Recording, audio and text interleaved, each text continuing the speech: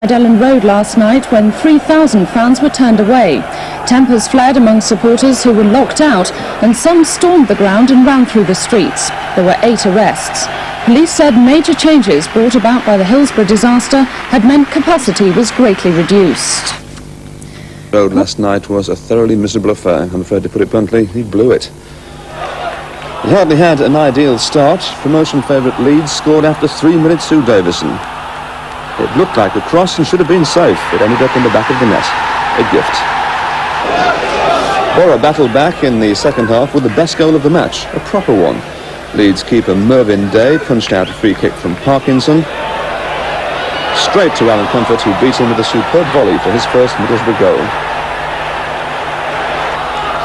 It looked as though the points would be shared until injury time.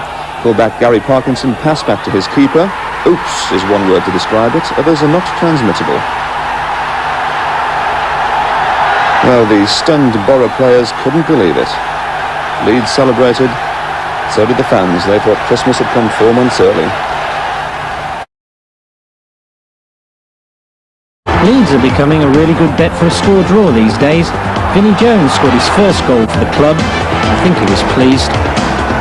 But Fairclough's faux pas late on meant 1 point only for the 3rd time so far. Leeds 1, Ipswich 1. So often the provider, Gordon Strachan, muscled in on the scoring spotlight for a change against Swindon. First he converted a rather dubious 14th minute penalty, then a collector's item, one with his head. John Henry's cracking drive, Strachan does the rest. Henry's best game for the club so far was destined to be cut short. John Gittins the culprit. He was off for an early bath.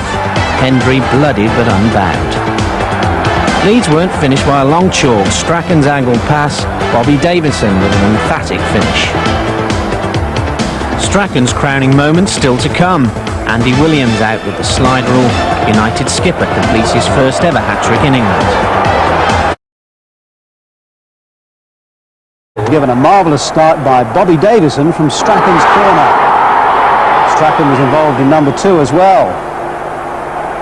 Here we are, Mel. Have a go. And Sterling's own perfection. Oxford squandered several chances, and Mark Steen's reply made no difference to the outcome. 2-1 to Leeds.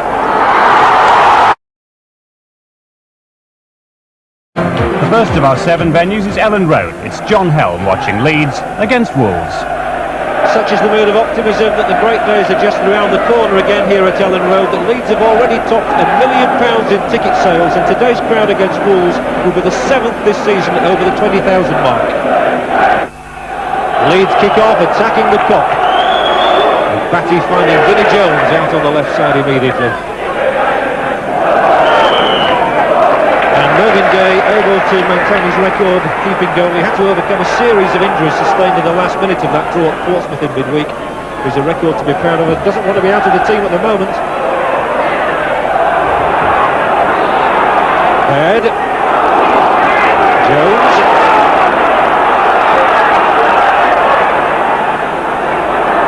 And Leeds today looking to add to a run of 11 games without defeat, and that's why nobody wants to miss a match.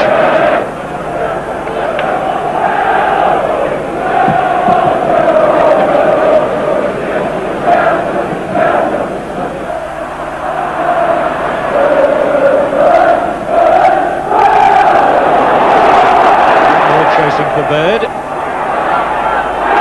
the corner.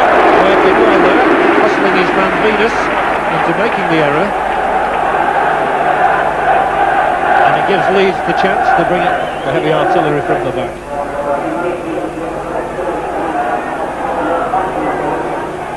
Wolves leaving only Steve Bull upfield.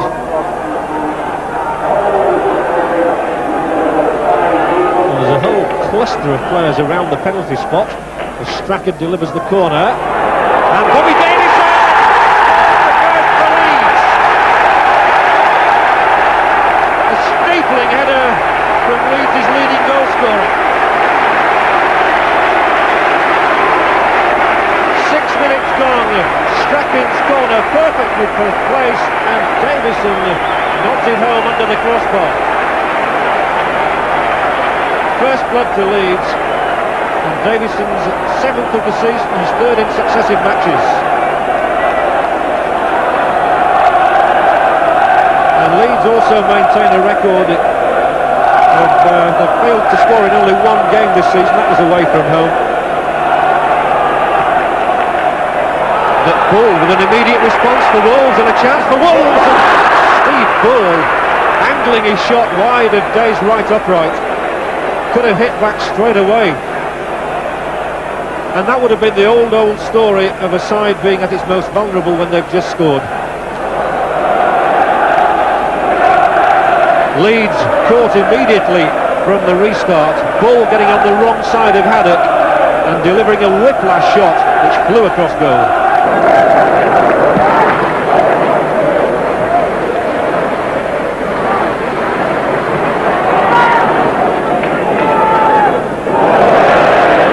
Jones, the ball is a good one, and he's hauled back by Westley, and it should be a booking, and it is a booking as well.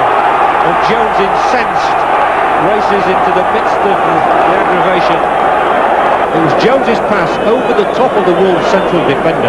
Davison was away from him and looked odds on at a second goal, and now from the free kick.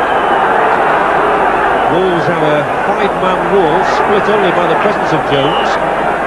Sterling will whack it in, low through the defender.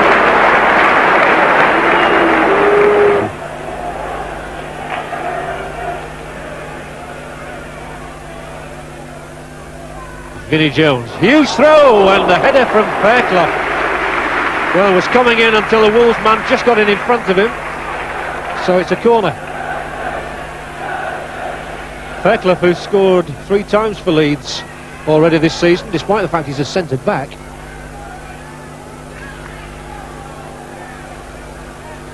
Strachan short, Baird missed it, Sterling still in there, Fairclough tried to get it in, now Whitlow, bounced awkwardly for him. The Wolves hack it away to semi-safety. Oh, and they've given the ball back. Davison.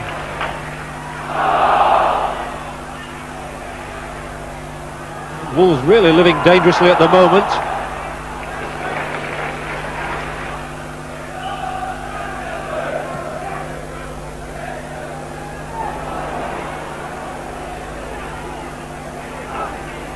Oh, and Thompson gives that ball away. He was so anxious. Oh, here's a great chance for Leeds, and it's gone off the line. 2 chances there. Both Speed and Davison were coming in. Either of them could have scored. Neither of them did. The keeper's off his line again as Davison still tries to get inside that penalty area. Well, Wolves a little lucky to survive on that occasion.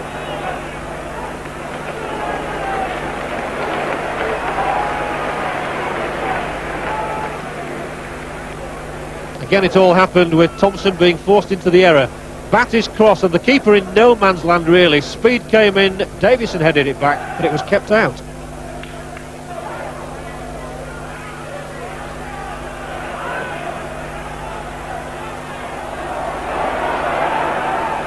Well, Wolves have rarely threatened the Leeds goal. I can't really recall a shot, but they might get one now with Bull, and he's put it over the top. In fact, they have had 2, haven't they? Bull had 1 shot in the first half, which sluiced across the face of the goal, and that one high into the crowd. Oh, now it's lost by Batty. Dennison will curl the ball over, and here's a chance for Bull. And Mervyn Day has to make his first save of the afternoon. Batty was dispossessed.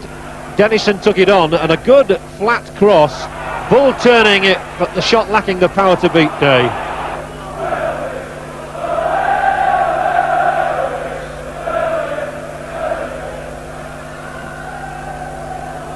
Sterland. Well, that's a good cross from that position, and Kendall just managing to flick it away, and he set Wolves going as well with Gooding. I think he's played it too far, has he? Doesn't matter, because Whitlow has made a splendid interception, and Leeds, roared on by their own followers, come forward now. Whitlow turning inside, beats 2, leaves it for Jones. Now Speed. Oh, there are some tired legs there.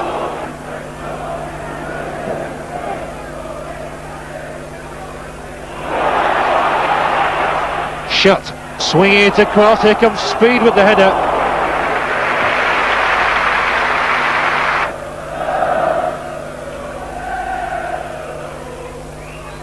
Jones knocking it forward for Davison once more. He couldn't get it, but Batty does win it. And Batty plays a good ball too for Shutt. Lovely cross! Oh, that would have been a picture goal if Speed could have found the net. He gets a pat on the head from Ian Baird. He timed his run superbly, and it was a lovely cross too from Carl Shutt. And a real shame for the young Welshman that he couldn't finish off this one. Shutt's cross, inch perfect. A really good attempt. And again, Batty's first to the ball, as has been on so many occasions in this match. Now then, Leeds ought to beware. They gave a goal away in the last minute against Portsmouth by time-delaying tactics, playing the ball back to the goalkeeper. They will be ill-advised to repeat the exercise. So instead, Vinnie Jones delivers another of his colossal throws. And Speed, well, he lives up to his name, and he's done well there in finding Davison. Shutt wants it at the far side of the penalty area. Who appeals for handball as Baird tries to win it off Davison, who's quite cool though. In fact, the free kick goes against the Leeds man. The crowd now beginning to whistle for the final whistle. They want those 3 points. Batty, Speed, Davison, but the final whistle has sounded. It doesn't matter what Davison does now. The final whistle has gone, the handshakes all round, and Leeds United have pocketed another 3 precious points here at Ellen Road. Thanks to Bobby Davison's 6th minute goal, they've defeated Wolverhampton Wanderers 1-0. 12 games unbeaten now since that opening day defeat at Newcastle. You must feel as though the side has settled down quite well. Oh, the side settled down tremendously well. We thought at Newcastle, we were good for a point. Especially after 45 minutes, we played very well. Then to lose a game in the second half, we were very disappointed, and we've just gone from strength to strength since that game. Some of the critics have had a bit of a go about the way the team has played the last couple of weeks. So what's the reaction in the dressing room to that? The reaction is that just keep winning. If we keep winning, they keep having a go at us, and we're quite happy doing that. Do you feel at the end of the season, Leeds is still going to be round about there? Oh, end of the season we'll be up there. Along with who, would you say? With anybody, it doesn't matter. Plymouth at Ellen Road last night. Simon Schofield reports. A crowd of almost 27,000 saw United start strongly, with Gordon Strachan going closest in the opening half hour. Then in the 37th minute, Davison was fouled, and it was Strachan who stepped forward to score from the spot. Within 3 minutes, the visitors had struck back, a defensive error letting Andy Thomas in to score from close range. But in the second half, Bobby Davison beat the offside trap and the Plymouth goalkeeper to score his 5th goal in as many league games. The win means United stay second, 2 points behind Sheffield United at the top of Division 2. Road, and they weren't to be disappointed. Ian Baird and then Bobby Davison denied early on. That renowned Leeds offside trap almost let them down badly soon after. Luther Blissett racing clear, and he should have done better. Credit to Mervyn Davo. If you think you've seen this one before, you haven't. It's becoming clear that Vinnie Jones is more than just muscle and a big throw-in. Watch here as his raking cross causes havoc in the Bournemouth defence. David Batty's shot blocked, and Davison thwarted by a fine reflex save from Jerry Payton. By now it was all Leeds, and only a matter of time surely before they scored. Mel Sterland with the cross, and Ian Baird launching himself horizontally at the far post. No wonder he's pleased. That was his first goal in 12 matches. One-way traffic now. Gordon Strachan bursting forward from midfield. A fine cross, and Baird desperately close to converting at the near post. Leeds' second goal came 8 minutes from the break. Their constant pressure just had to tell, and when Bobby Davison sprinted clear, Bournemouth's Sean Teal could only haul him down. Penalty. Strachan stepped up for his second spot kick in 4 days. Same place, same result. Leeds didn't need any help from the opposition. They got it though. That slip pounced on by Davison. Strachan moves in on goal, and there can only have been inches between him and number 3. Davison's pace has unhinged many a defence so far this season. He breaks clear again and looks well set to make it 6 in 6 games. This time he couldn't find the finish. The onslaught continued, with Strachan always at the hub of the action. This time out on the left. A perfect cross, and Baird can only admire that man Peyton. Into the second half now, and Ian Baird clearly had the taste after ending his goal drought. Andy Williams' cross, and he'll be disappointed with that. At the other end, a rare threat on the Leeds goal. Kevin Bond climbs high, Mel Sterland heads clear. Leeds had to wait till the 70th minute for their third goal. Strachan's corner, Chris Fairclough heads home. His 4th goal of the season, all of them in Elland Road. There was no question of sitting back on their laurels. The pressure continued. Davison heads on to Andy Williams, Howard Wilkinson's first buy, £60,000 from Rotherham. A shrewd investment indeed, bags of confidence and not far away at all. Williams involved again here. He cuts the ball back from the byline, Baird flails at it, Strachan balloons over the top. A goal looked likely every time Leeds went forward. Mike Whitlow to Strachan. His angled pass to Vinnie Jones. And time for the great man to measure up an intelligent near-post ball. A very impressive display indeed. Leeds 3, Bournemouth 0. Another game with Watford, David Batty had been named Young Eagle of the Month by Bobby Robson and received the award before the kick-off. Well, that was the prelude to an onslaught, and Batty really should have celebrated in the grand manner, but he fluffed his kick. Bobby Davison's speed always troubled Watford, and his hurdle made you realise it was the national hunt season, but referee Holbrook insisted that that offence took place outside the penalty box. The protests were ignored. When the free kick was taken, it was just too far for Strachan to find the net. Next it's Andy Williams showing his paces and setting up Ian Baird. Coton didn't know much about the save. Baird was so shocked he scooped the next one into the crowd.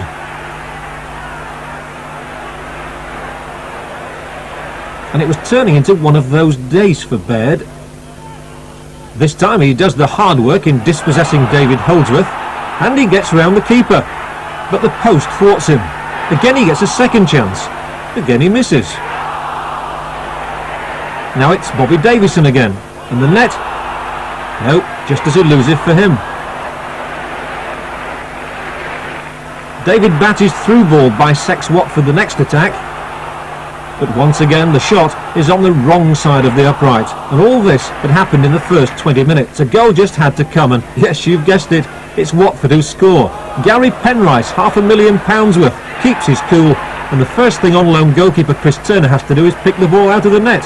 1-0 to Watford at half-time. The Leeds luck changed when they played to the Kop. Baird's flick on, Chris Fairclough heads his 5th goal in 18 games. Not a bad average for a centre-half, and shades of Jack Charlton with that one.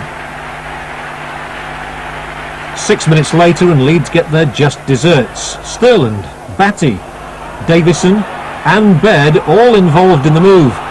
And when Baird finally gets the crossover, it's Andy Williams netting his 2nd goal in successive matches. It couldn't have been easier. What had all the fuss been about in the first half?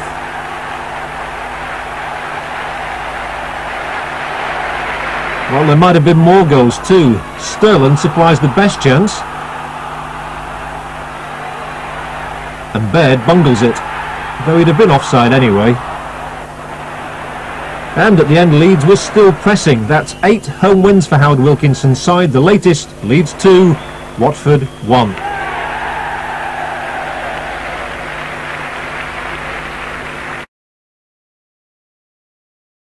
John Helm among them to see Leeds United and Newcastle. Newcastle possess the Football League's hottest shot. 19 goals already this season. Mick Quinn, he scored 4 against Leeds on the opening day. And in direct opposition, Noel Blake, who was in the same team as Quinn last season at Portsmouth. He plays his first game since September because of Peter Haddock's calf strain. It's a cracking atmosphere at Ellen Road for the big match. Leeds United against Newcastle, and David Batty, one of the most important days of his life. He's 21 today and hoping to celebrate with 2 points for Leeds. It's Christensen, who strides forward. He's a good strong runner, the Dane. Plays the ball wide. There was no challenge, and so Ranson here with the cross. And it was Blake, and now it's back in, and Day with Quinn. Quinn got up above Mervyn Day as well. So Christensen really was the architect of that move. Ranson with a lot of space, looping the ball over. Fairclough got it away, headed back in by Scott, and Quinn did well to climb above Mervyn Day, but couldn't put it on the target.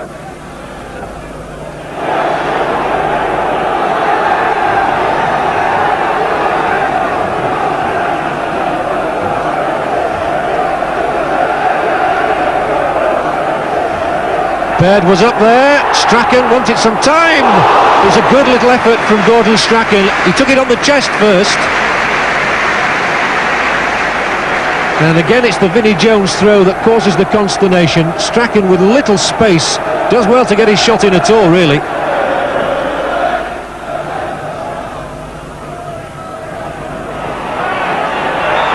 Fairclough, I thought he'd just done enough. He seemed to take the ball cleanly. The referee Gunn awarded a free kick, which Newcastle would think a little bit lucky to get that. Seemed a clean challenge by Fairclough.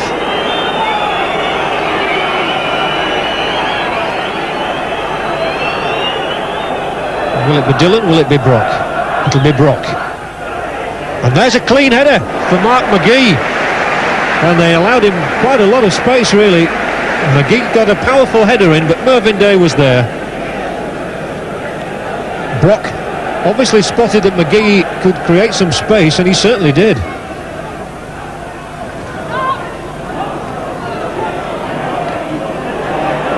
Davison. That's a foul by Scott. These big centre-backs, Kevin Scott and Bjorn Christensen, have really given Leeds no room for manoeuvre at all.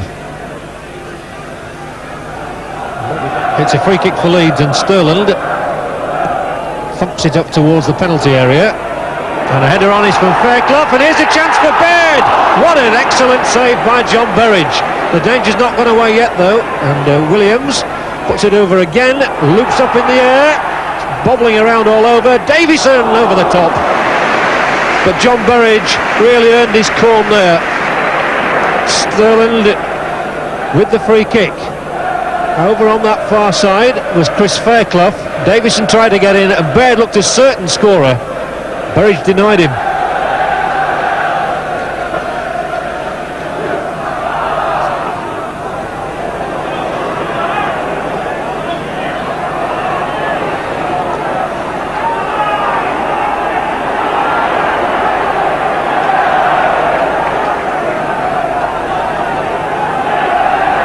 In the last minute of the half, the ball was almost given away there to Baird.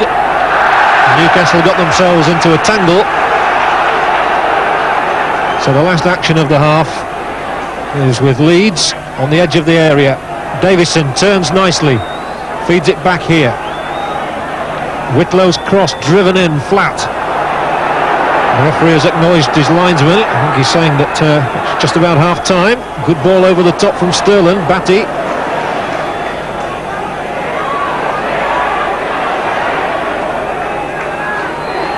Oh, Fairclough allowed McGee to block it.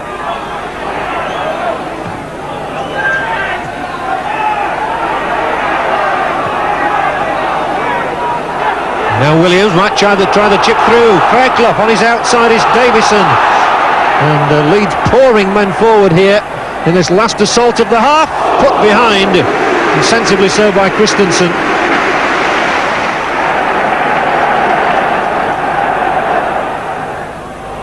Good ball again, Batty this time. It's a corner.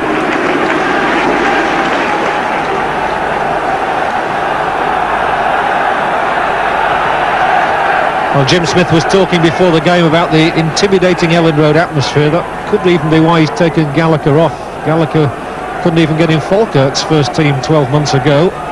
He's be fair, he did take a bit of a knock as well, but it's Leeds attacking at the start of the second half. Baird! Oh, and Davison ends up in the net. That would have been spectacular. Bobby Davison ends up flying into the net, the ball just going wide, and Baird again with these dangerous flick-ons gets up there, and Davison almost scoring a replica of the goal he got here against Wolves a few weeks ago. Fairclough. How Leeds could use another Fairclough goal here. Well, that's a bad miss kick, and Davison is wrong side of Scott. Davison across, and Burridge down at the near post. Got his body in the way. Wasn't convincing at all, but for once Bobby Davison got the better of Kevin Scott. Hit his shot low. Now normally Ian Baird goes to the near post, and he's making his dash now to try and receive from Strachan. It won't come to him this time. Newcastle once more have it out.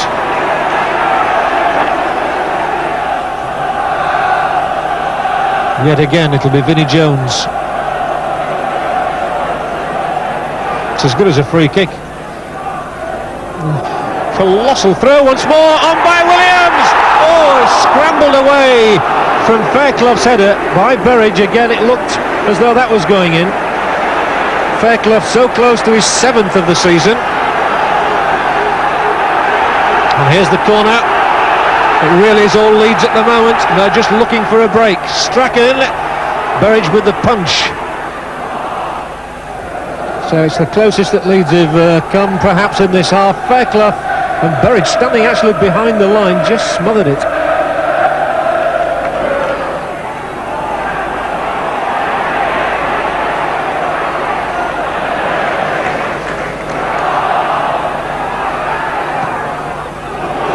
It's another one to chase. This time Williams tries to get on the outside, inside the penalty area, puts it back for Davison.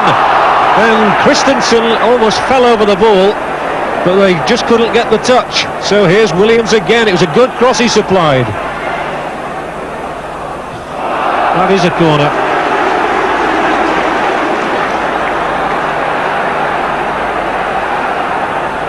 Well, if Leeds continue this irresistible pressure, you will feel that they must get a goal sooner or later.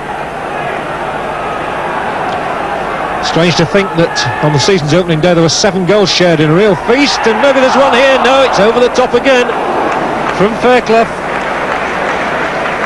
And we've played 64 minutes without a goal today. McGee to Ranson.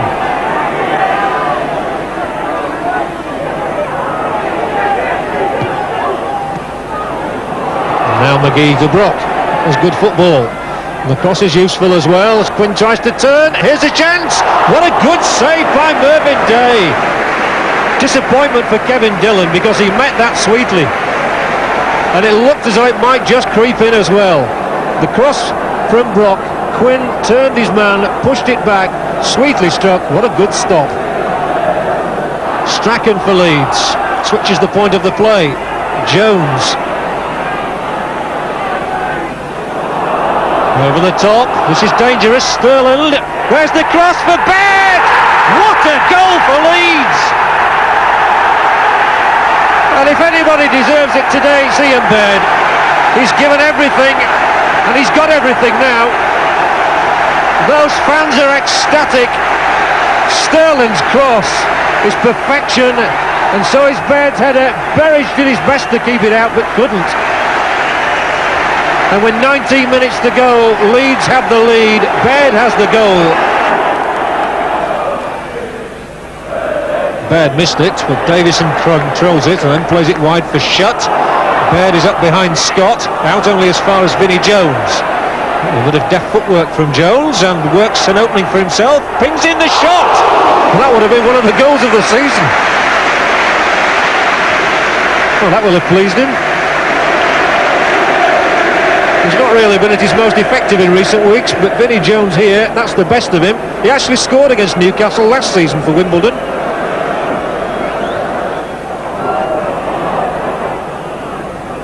Quinn has done well in defence for Newcastle then. Although Fairclough gets back to win it for Leeds, and they have a lot of men up here. Jones tries another shot, and again he's just off the mark.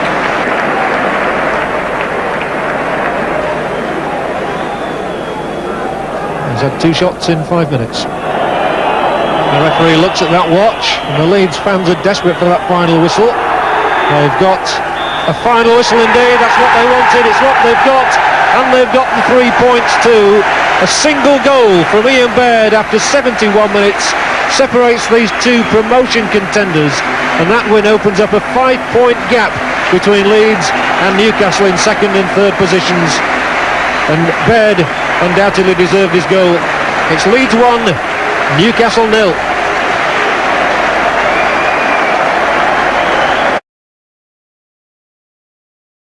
Picked up by Mel Sterland, Brighton in sickly pink looked decidedly wobbly. When Hendry crossed, Pearson got up there, and Gordon Strachan tickled pink himself by a cheeky finish, his 10th of the season. Brighton's chances few and far between. Believe it or not, this about the best in the 90 minutes. Peter Haddock keeping Gary Nelson in check.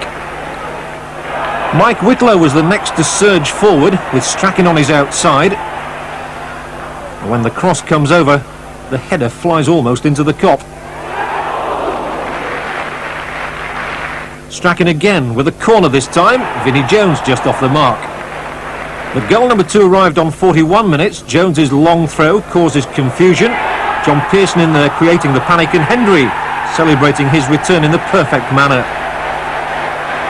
Brighton were being run ragged in the closing minutes of the half, and from Mervyn Day's clearance, it's Carl Shutt again going close. And before the break, the result really sealed with a 3rd Leeds goal. Strachan twice involved, Whitlow winning the ball. And then as Strachan pushes it across, Vinnie Jones shows another side to his nature with a shuffle and a shot, more out of the Tony Kerry textbook. But the star of the show, undoubtedly Strachan. The little Scot combining beautifully with John Hendry here, but he's not quite able to put the seal on that one. Next it's David Batty with a deep cross, John Pearson with the knockback, and Shutt trying an alternative route. Finally, the game's most controversial moment. As the ball comes out, Gordon Strachan shows top international quality in chipping Keeley, but referee Redfern ruined the moment by disallowing the goal for offside against another player, just as he'd done for Bradford's Oliver at Sheffield recently. A convincing win though, 3-0 for Leeds. Roger Palmer, an easy goal. Mervyn Day's anger, understandable. Leeds' pressure, though, paid dividends. With only 4 minutes left, John Hendry the scorer, and despite a rotten few days, Leeds stayed top. And he'll remember it. Commentator John Hell. It's top of the table against bottom in the 2nd division, Leeds against Stoke City.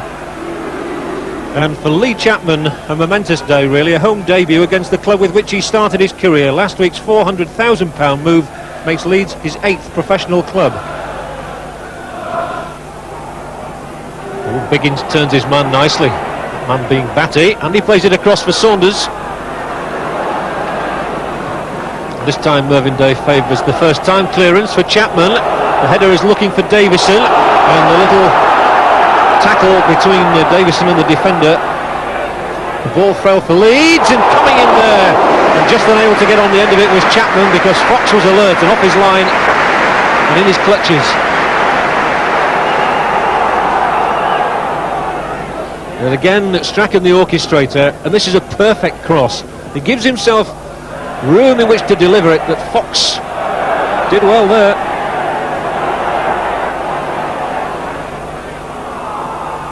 And here comes Stoke straight back at them with Biggins.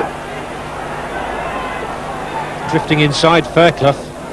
Haddock read it well. And he's onside, a real danger here for Leeds, and it should have been the first goal. Well, everything stood still there, and really Paul Ware should have done much better than that for Stoke. Now, was it offside or not? Well, he wasn't. Certainly, he danced into the gap. Mervyn Day had come out to narrow the angle, and although Ware beat him, he couldn't squeeze it through.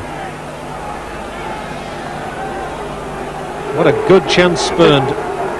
Just what the side at the bottom of the division could have done with as well, a goal.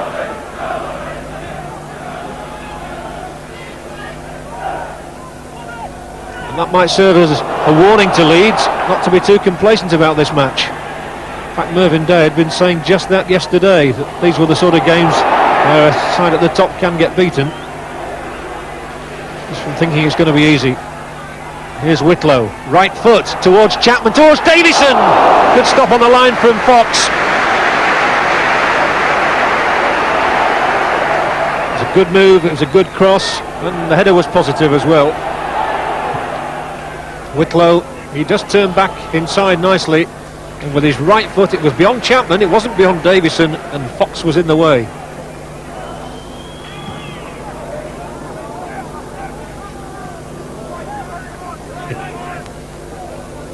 By Fairclough. And again they've beaten the Leeds offside trap, and if Saunders gets round Day, well, I would think this is going to be a booking.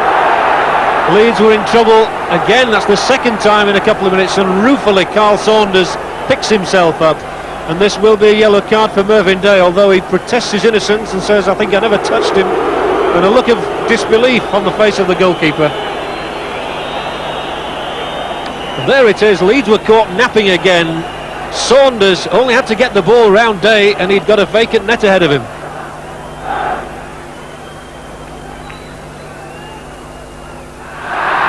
Well, they didn't work it right, but Whitlow has literally nobody to give the ball to. Every Leeds man was behind the ball.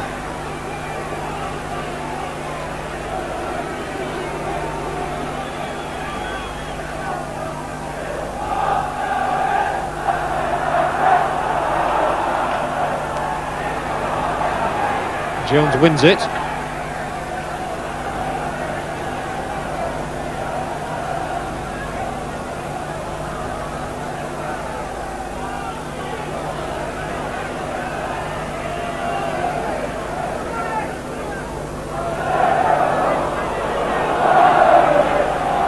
Strachan makes a darting little run behind the two men who were confronting Haddock. The ball's gone instead to Jones. Now it's found Strachan. He twists and turns. The best he can do is to win a corner, which he thinks about taking quickly. Leeds have three men up there, and it's gone beyond the road. It nearly went in off the defender on the line, who was Cliff Carr. And that would have been probably cruel for Stoke, really. But there was Davison attempted to flick it on, and Carr almost got it stuck between his legs.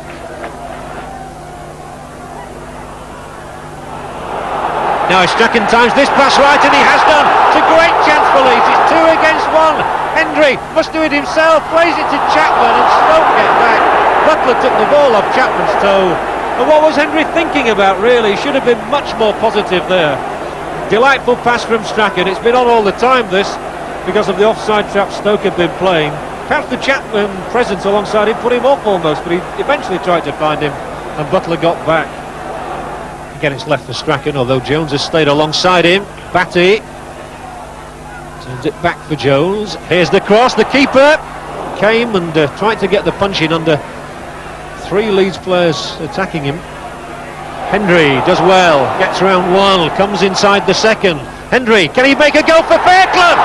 What a fine stop from Fox.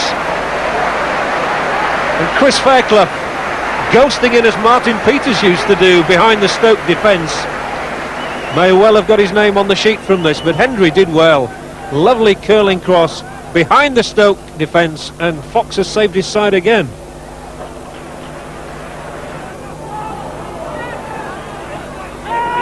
Ellis finds Begins.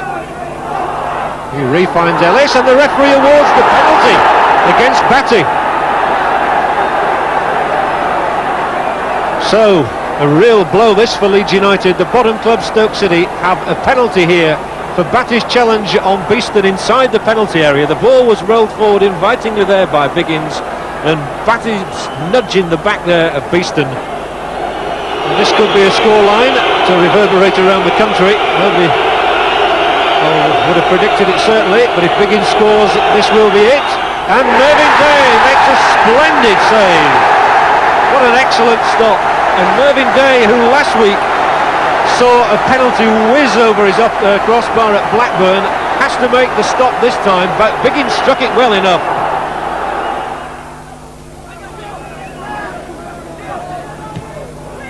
Again, they're trying to beat that offside trap, and Saunders has got them in trouble here. Beglin, Saunders, and this time there is no penalty. Saunders spots another chance. But Leeds could have been 3 or 4 down, amazingly, in this match if Stoke had taken some golden opportunities. Here's Batty. Ooh, that's a terrible clearance straight to Whitlow. Drives it in and just over the crossbar. Mike Whitlow, who's never scored here at Ellen Road. Both his first team goals have been away from home. Batty won it. Davison won it. Chapman has to play it right. Hendry trying to get round his man. Oh, he nearly stumbled. If he had done, it might have been a penalty. Hendry kept his feet, just about, and got the ball over straight to Fox.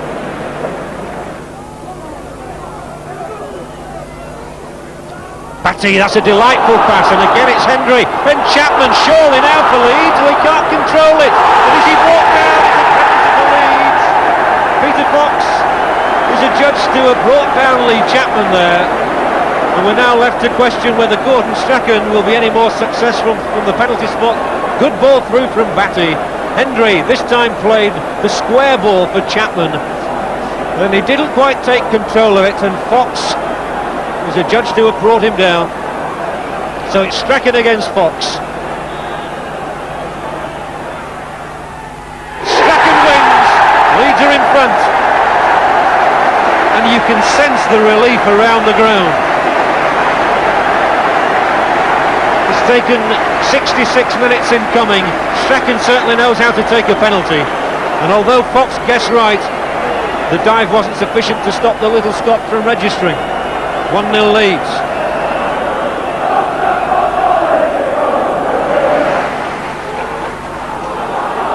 Halen's pass will stay in play, and Ellis has got there. So Stoke are not dead yet.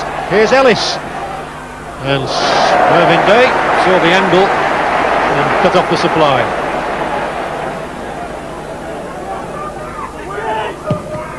Owen Whitlow, and that could fall fortuitously.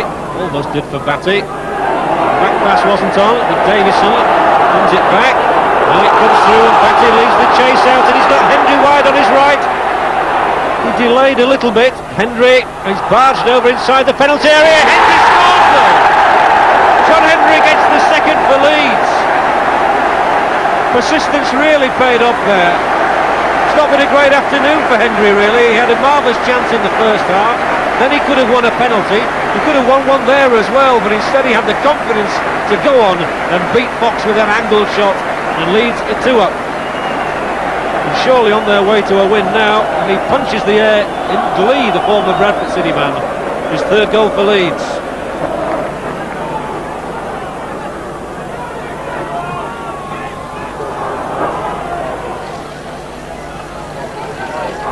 So Ellis, who's here to try and get a late consolation for Stoke. There's the cross. Oh, it should have been a goal maybe. There's the chance for Beeston. Hoofs it into the crowd. And a very disappointing end indeed.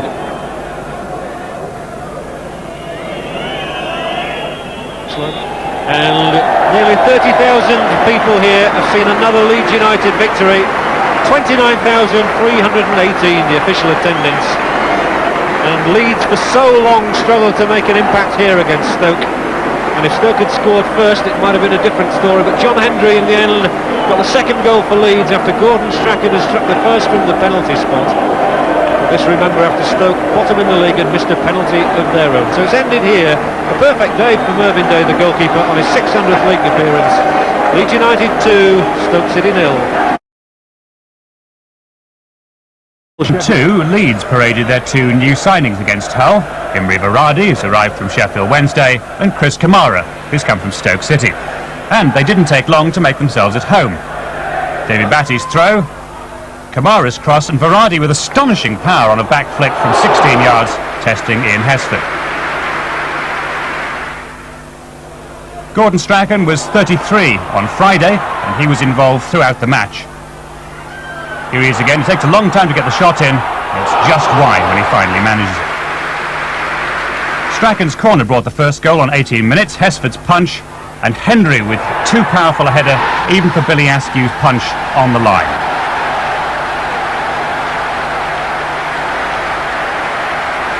Another chance for Leeds shortly afterward. It's Beglin's low ball. It beats everybody except Chapman, and his shot beats the post. And Hull drew level with a penalty kick awarded when Bamber was brought down, and to his credit, Payton stayed calm despite the enormous noise, and the roof of the net needed to be strong to withstand his shot. 1-1. 6 minutes later, Haddock's long free kick, headed out by Jobson, and Vinnie Jones. Now that was worth a small celebration, and it got one. Let's see it again. Fully 30 yards out, the kind of thing that keeps goalkeepers awake at night. Esford didn't have an earthly. Into the second half, Dave Bamber had regularly fallen into Leeds' offside trap, and the crowd called him Eeyore. Well, if he was a donkey, the donkey won another penalty. Fairclough the culprit this time. Payton again, different style, same result. 2-2. The goal was slightly against the run of play, but it resulted in Leeds losing a lot of their strength and composure. Jones here plays it in, Varady halfway up the Kop. Leeds thought they should have had a penalty of their own. Kamara's cross is played out by Terry, and it clearly hits Demange on the arm there, but the referee is perfectly placed, and he ruled that it was accidental. Hull's away record was as good as anybody in the second division apart from Sheffield United, and when Jones heads the ball out here, Doyle cracks in a goal to equal Jones' own effort in the first half, and Hull appeared to be heading for their fourth successive away win, a post-war record. But Leeds, spurred on by a crowd just under 30,000, had other ideas. Strachan, Varady, Strachan again, and Varady again. And Vinnie Jones kept up his record of being in the right place to lead the celebrations. It set up a heart-stopping finish. Vince Hilaire involved, his first appearance of the season as a substitute. Strachan's cross in, and Vinnie Jones turns on a sixpence. And anybody who thinks Vinnie has no skill, watch this. He wins the first tackle, and when he gets it back from Strachan, he goes round Demange as though he wasn't there. Perfect through ball for Strachan, and that came 1 minute and 49 seconds into injury time. Without wanting to tempt fate, that's how you win championships. Leeds 4, Hull 3. Chris Kamara's first goal for Leeds. Strachan again for Lee Chapman, and like all Leeds scorers, he got Vinnie Jones on his back. Leeds thought they'd won it. They were wrong. Don Goodman pulled one back for West Brom. And 11 minutes from time, Kevin Barker produced an action replay. Leeds thought he was offside, the referee didn't, and Leeds dropped 2 vital points. But first, to a packed house at Elland Road, it's Leeds against West Ham, your commentator Nick Powell. Never mind the Rugby Union International at Murrayfield, this is the Football League sellout of the day, the first one they can remember at Elland Road since the days of Don Revie. In the Leeds goal, Mervyn Day playing against his former club, more than 600 league games behind him. And at the other end, Ludek Miklosko in goal for West Ham. He has just 5 league games behind him after arriving from Czechoslovakia. Bishop.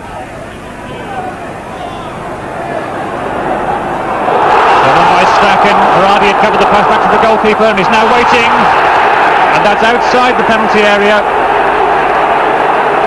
And the referee was quite right.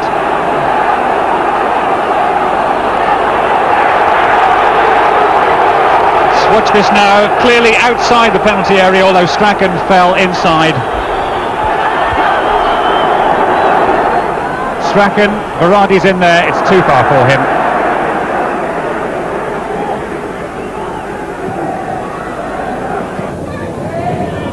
Had it with Slater.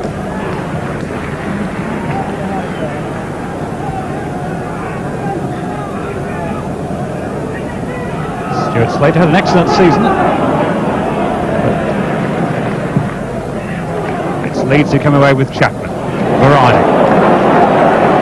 A bit short for speed. And Keane can play it to Paris.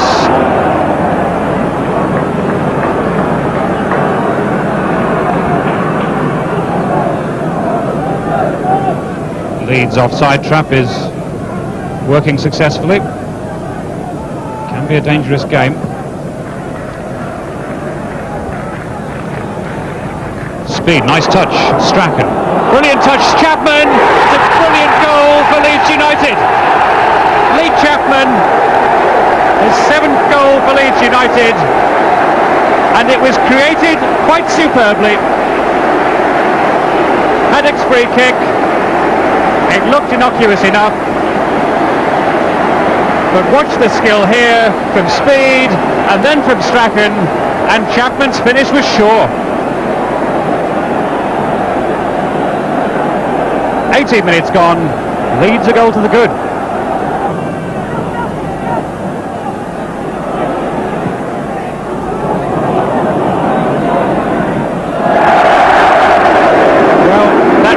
Given away by Tony Gale, former England under-21 international. So Gordon Strachan to take. They're on by Chapman. That's a fine effort by Verardi.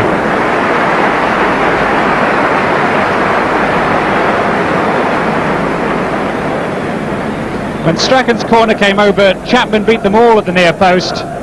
And watch this, acrobatic, kept it controlled, and he was only, what, just a yard too high? Imre Verardi scored his second goal last week at Oxford for Leeds United.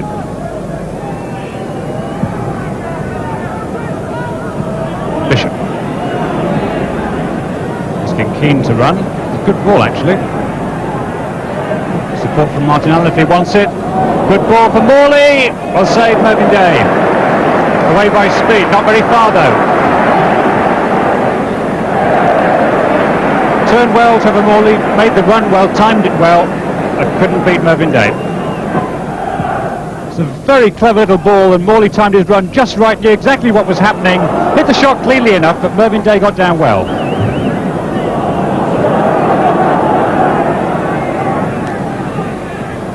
Chapman. Typical to shake off the ball, Chapman, when he's in the mood. Comes for Speed. Verardi beyond the far post. Away by Gale, who was taking no chances, and further away by Allen. Quinn has no support. Allen did well to win it. And there were chances here for West Ham, and the ball was rather wasted by Bishop. And with West Ham static, maybe Leeds can spring something. Sterling for Strachan. Verardi, Strachan again. Useful ball, Chapman, 2-0. He had oceans of space, and he used it to perfection. It was beautifully done by Leeds. Strachan's ball, and look at the space for Chapman, left his marker, and that's 2 goals for the second week running.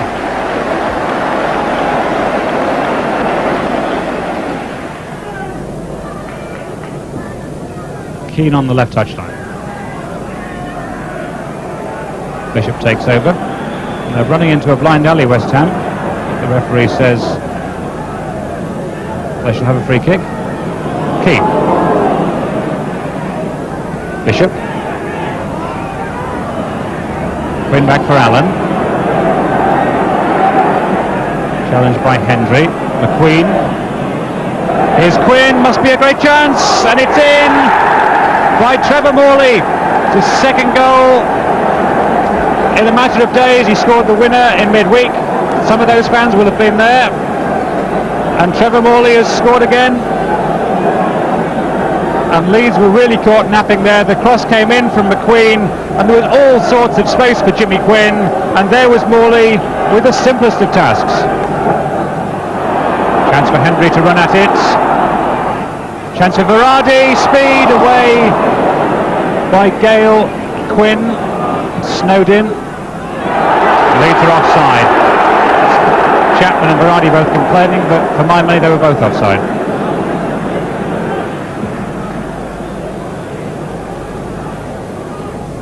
One by Quinn. No one behind him though, except Sterling.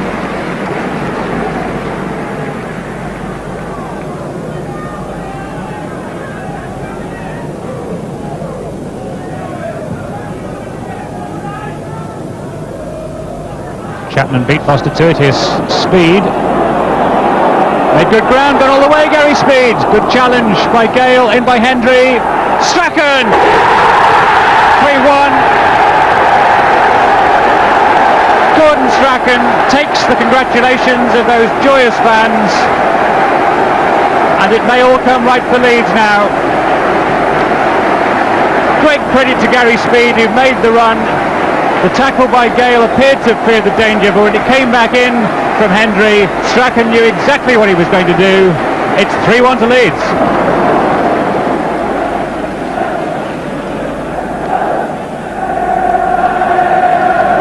Minutes gone in the second half, and Ellen Road is happy again.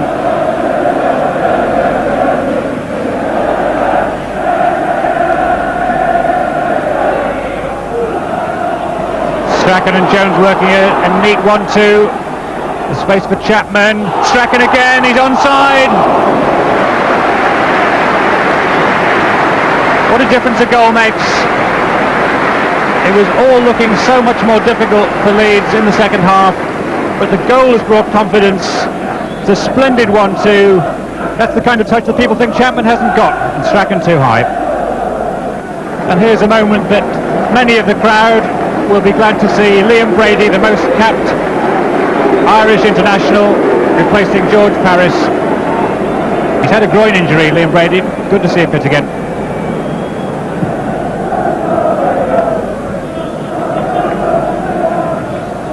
Forward by Allen. Snowden found Berardi. Jones. And the referee says he fouled Keane, which I think is more than a little harsh on Vinnie Jones. Brady, first touch.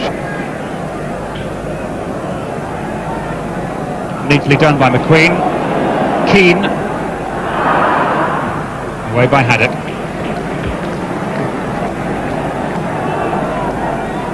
Kevin Keane will take the throw.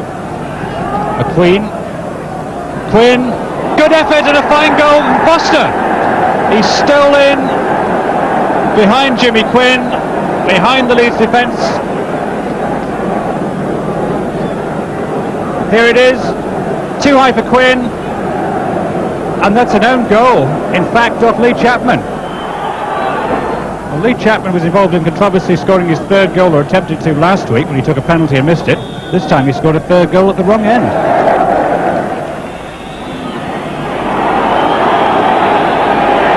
Good run by Slater, but the referee's whistle signals one of the biggest roars of the season from the Ellen Road crowd. A very satisfactory afternoon for Leeds United. In particular, a very satisfactory afternoon for Lee Chapman with 2 goals for the second week running.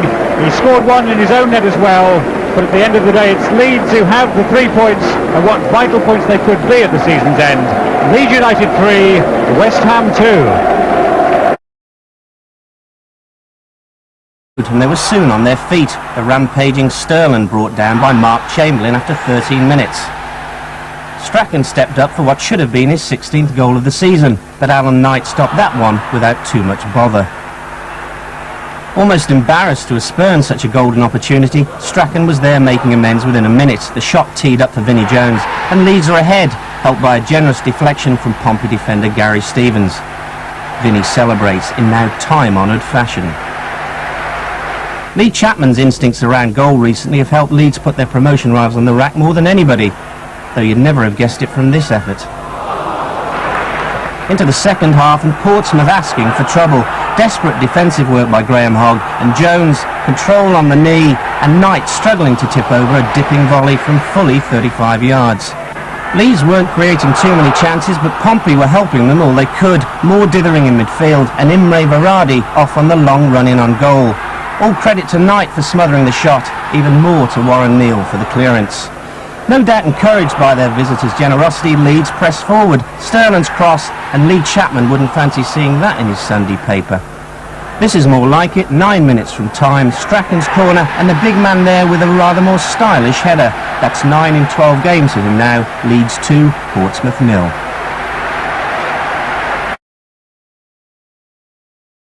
West Yorkshire derby at Ellen Road. John Holt. It's a match of more than usual significance for John Hendry. Leeds' big money signing from Bradford plays against them for the very first time. He's restored to United's side in place of Imre Varadi. On paper it should be a home banker. Leeds unbeaten at home. Bradford City haven't won away all season, but the form book tends to get turned upside down from time to time in this game. And an emotional return to Ellen Road for City's captain Mark Hazelwood. The last time he played here he scored a winning goal but celebrated with a gesture to barracking fans, which led to a club suspension and his ultimate transfer to Bradford. Haddock streaking forward, a man wide on his left, and that man is Jones. Another cross towards Chapman, and not very far out either. Strachan might look for the chip. Here's Strachan. Brilliant effort by Strachan, really, to get into that position. He worked the opening totally for himself, but couldn't beat Tomlinson on the angle. The best we've seen of Strachan so far. He made all that running himself.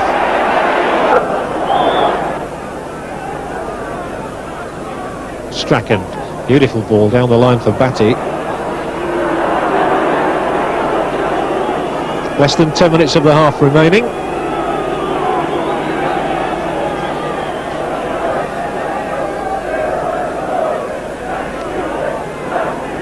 Can he reach the penalty area with this one? He certainly can. That's a long, long throw once more, and here's Strachan. Well, it came out nicely for him, but Gordon Strachan just unable to add to his 15 goals this season. Just needs somebody to lift the game at the moment. It really has been extremely mediocre. I'm trying to hold off Chapman here. He's trying to find a way through, trying to weave his way through. Jackson takes the ball away from him, and doesn't matter about putting it into touch. And again Jones says leave it for me, although Sterling can take long throw-ins. He used to do in his Sheffield Wednesday days. Jones wants to do it all himself, so here he goes. Easily out, only as far as Strachan though. Sterling, well, he's scored some specials this season. Tomlinson here, Henry's coming in. Now speed maybe. Still Tomlinson keeps it out, and the ball just would not go into the Bradford net. And all credit to Tomlinson again.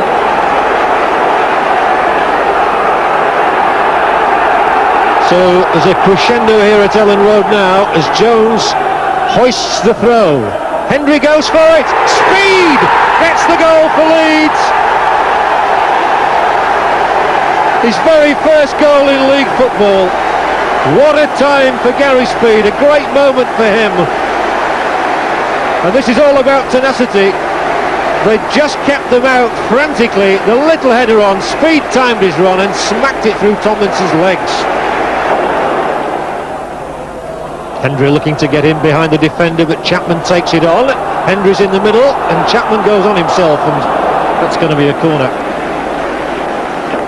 Chapman, who has got 17 goals this season, 9 of them since he came here from Nottingham Forest, and he'll take his place in that penalty area alongside Vinnie Jones, Fairclough, Sterling, Speed are all in there. Strachan delivers it.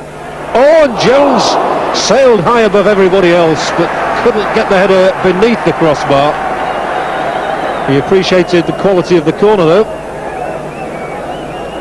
Strachan does take a sweetly struck corner, and Jones climbing high.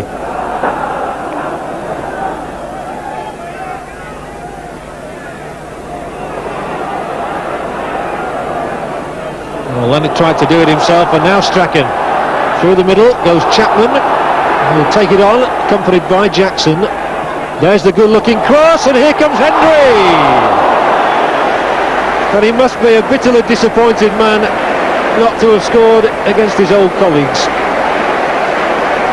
Lovely play by Lee Chapman though, initially with the run and a delicately timed cross, and Henry, you had to fancy him, but somehow he couldn't get it beneath the bar.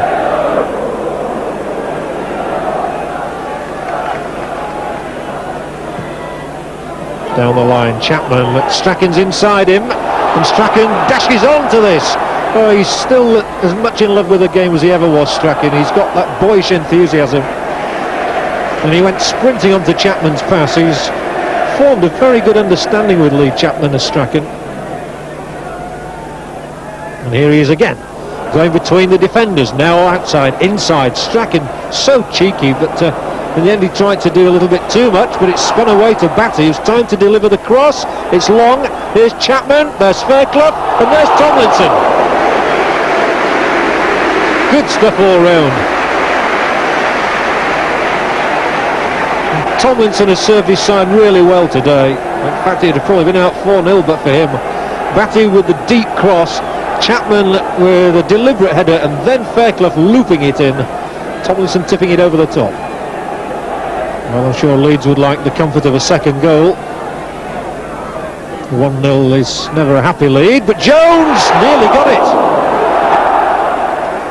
Tomlinson got across there, and he really has been a great stumbling block, and Vinnie Jones with his header there, almost beating Tomlinson. He timed the jump well, came off an upright and then went behind. Chapman onto Davison, Strachan still challenging for it, but Tinian has it back to Tomlinson, and we're into the last 4 minutes of the game.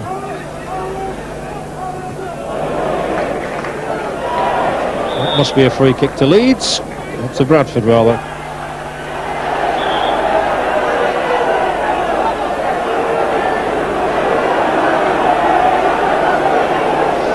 Gordon Strachan as confused as most people. However, Bradford got the free kick in the end, and Leonard, and here's Megson. Could there be a late one for Bradford? It's a penalty. It's a penalty. Haddock has brought Megson down with only 3 minutes to go, and Bradford, having rarely threatened in the match, have a great chance here now to get a point. Referee Martin tells Fairclough to go away and stop protesting. Haddock, who conceded the penalty, here we see it, Megson running onto the pass, Haddock stretching, and referee Martin had no hesitation in pointing to the penalty spot. Now Brian Tinian, who has scored twice from the spot this season in his 5 goals for Bradford City, has a real chance here to win a surprise point. And what a point it could mean for Bradford City in their perilous position near the foot of the table. Tinian scores! It's Leeds 1, Bradford City 1, and a goal really from nowhere. I can hardly recall Bradford having had a shot in the match, and yet they've come back here and must have a great chance now of rescuing a point. Beautifully taken by Tinian with the instep, he cracked it inside. Mervyn Day went the wrong way. It's 1-1, and there are 2 minutes to go. So it's a short journey, the shortest they make all season, but it might be a sweeter journey than they were expecting. Haddock, who conceded the penalty, will want his forwards to do something now. Again Leeds appeal for a penalty, and nothing doing there either. Davison under Mitchell's challenge.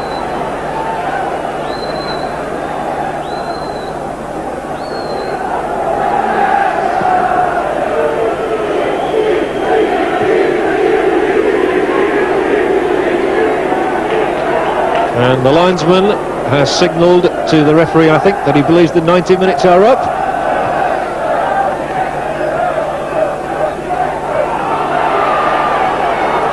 Well, Bradford will see this as an important point. With Hull City losing last night at Brighton, will edge Bradford just a little point closer to some safety, although that is it. The final whistle sounds, honours are even here in the West Yorkshire derby. Leeds led from Gary Speed's goal in the 53rd minute right through until the 87th, and then Brian Tinian with the penalty kick after Megson had been brought down by Haddock has won Bradford City what could turn out to be a priceless point here. And the Leeds players are surrounding referee Martin as he comes off. They obviously disagreed with his decision to award that penalty. They can't change things now though, and it finishes here. Leeds United 1, Bradford City 1. Is this the right sort of match, a derby match in front of 30-odd thousand people after the result at Oldham? Oh, I think if you've had a bad result or you've had a disappointment, the best thing the next time round is to have as big a challenge as possible.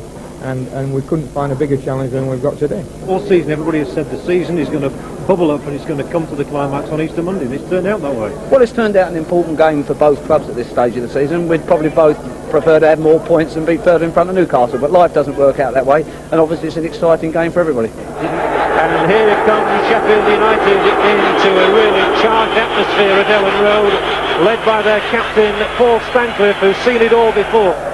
And Dave Bassett has caused some surprises here. He's left out his chief striker, Tony Agana, who normally forms such a potent spearhead with Brian Deane. Agana's on the bench, and Billy Whitehurst starts the game in the number 9 shirt. And at number 7, Simon Webster has been brought in preference to Paul Wood, who's on the bench with Agana. Followed very closely by Gordon Strachan and Leeds United. And they come out to a deafening roar here at Ellen Road. And I was talking about surprises in the Sheffield lineup. There are 1 or 2 surprises here. John McClelland wears the number 6 shirt in place of Peter Haddock, who has a knee injury sustained at Oldham on Good Friday. Chris Kamara gets the vote for the number 8 shirt ahead of David Batty, who was relegated to the substitutes bench. And Bobby Davison and Gary Speed start the game in the number 10 and 11 shirts, with Carl Shutt on the bench. Today's referee, Alan Gunn from South Chailey in Sussex, a man who's tasted all the big matches, including the FA Cup final at Wembley. Well, the whole season seems to have been building up to this Easter Monday meeting at Ellen Road. They've been talking about this as the match to sort out the championship of the 2nd division for a long, long time now. And I'm delighted to say that alongside me in the commentary box is the manager of Barnsley, Mel Machin. We couldn't have anybody better, really, because Barnsley beat Sheffield United a couple of weeks ago. They play Leeds United in 10 days' time. And Mel, obviously I'm sure you're delighted to be here. Yes, thank you, John. It's a super day here, and the atmosphere is absolutely electric, and I'm sure we're all in for a good game today. Chapman under that one, and trying to find Vinnie Jones, who spreads it wide left to Speed. Back to Jim Beglin, who's passed a fitness test. He got a knock too, and there's going to be the first free kick of the game. Awarded against Mark Morris for the shove on Bobby Davison, right on the edge of the penalty area.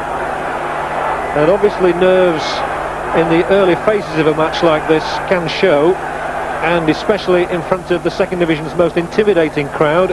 Every visiting manager says that. And Strachan and Sterland are over the ball over there. Well, Sterling scored a cracker of a goal on Boxing Day against Sheffield United. I don't think he'll try his luck from here, will he? Well, it's obviously a set piece, and Strachan lobs it in, can't find Jones, and Sheffield clear their lines through Webster.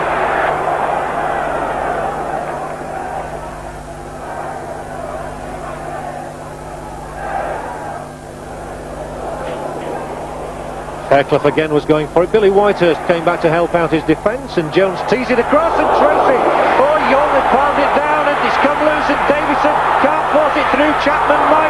Davison tries again. How did it stay out? Well, Simon Tracy might look back on that incident at the end of the day and think about it. Strachan keeps it going. All credit to Davison, really, for continuing where a lot of strikers might have thought that Tracy had completed the save. He hadn't, and that would have been a controversial goal, no doubt, had Davison been able to turn it over the line. So Vinnie Jones teed it in, really, with the boot, and Tracy at full stretch couldn't hold on. Davison couldn't force it past him, though, and it looked for all the world as though he and Chapman were going to score between them. And another long throw from the right this time. Chapman goes for it, couldn't quite get there, and Tracy is hanging on a little bit at the moment in goal for Sheffield United, but he's an accomplished young goalkeeper. Well, Mel, certainly 1 or 2 nervous moments for Sheffield United and their young keeper then. Yes, that's right. Actually, he caught the cross very well, and as he landed, the force of his body just dropped the ball out of his palms there. But Davison was very, very sharp onto it. Of course, he's always is, looks for the bits and pieces, and you've got to be very careful. Speed delivering another cross, and that one's over the top of the bar. Leeds are lively, and Howard Wilkinson has certainly got them charged up. Well, at the moment, John, Sheffield United are finding it very difficult to get out of their own half.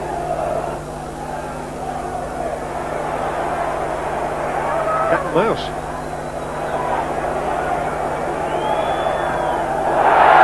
kicked it straight into the back of Davison, and the referee said there was nothing wrong, play on. He's not going to be cheeky enough to take the throw-in as well, surely. He can't do that. If ever there was a more obvious case of a throw-in, I never saw one, but at least they're entering into the spirit of the occasion. The sun's out, and everybody seems to be quite happy out there at the moment. Well, there was no free kick given for Davison standing in front of Tracy. And now as a manager, I wonder about that, as some managers have been complaining about Leeds putting pressure on and intimidating goalkeepers by standing in front of them as Davison did there. We've got to just pause before you answer that and see what happens here with Brian Dean. Webster calling for the ball in the middle, and Webster! I thought he handled it, but it went straight into Day's hands. And now they stand in front of Mervyn Day. A word about that. I honestly believe if you obstruct the goalkeeper from kicking the ball, it's a free kick, and we shouldn't be allowed to do that. That's a free kick. Jones on Dean. As you were saying, Mel, Sheffield haven't been allowed to settle into any rhythm as yet, but they've just perhaps shown in the last couple of minutes that they're putting their game together a bit. Yes, well, they've just, they've gradually got into the game again now, and certainly in this situation now, a dead ball situation, which we were talking about earlier, they're very dangerous, and I'm sure, they'll get their chances.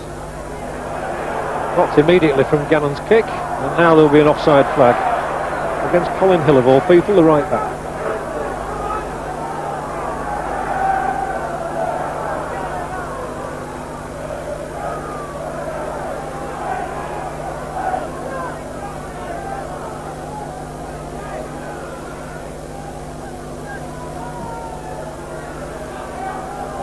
Down the middle from Day. Morris knocking it up in the air, and here's one for Strachan, and Strachan gets inside the area, can't get around Tracy, it's still gets off the line, Strachan, they've taken the lead,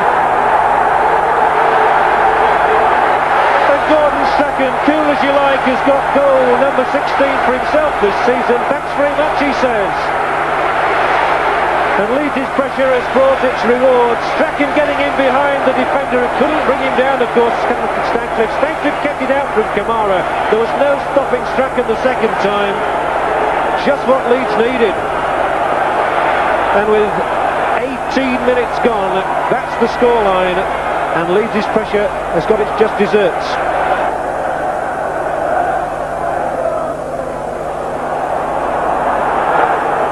But at the other end, John McClelland has given away a corner. He won't be too happy with that contribution. He apologises to Mervyn Day. It was a very strong back pass, to say the least.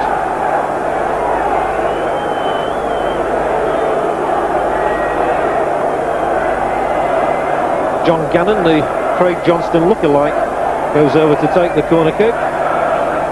And a lot of Sheffield's better moments revolve around Gannon. He made a goal for Bob Booker on Saturday against Oxford. Now here they come. And it's eluded Whitehurst. Will come out to Colin Hill. He's got to play a good ball here. And the ball will be played straight forward. And Strachan had just stayed onside by cleverly staying inside his own half. Speed spreads the point of the attack to the right into Sterland. Coming inside, Barnes, Strachan's little flick, straight to Booker.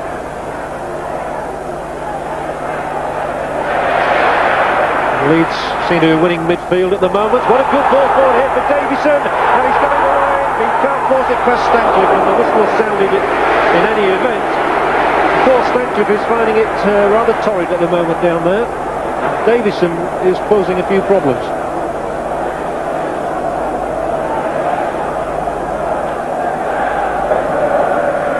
One or two fingernails being bitten down there on the Leeds bench. Howard Wilkinson doesn't usually come down until the second half of the match, and then usually midway through it. Peter Gumby, background, was smiling, so is Mick Hennigan.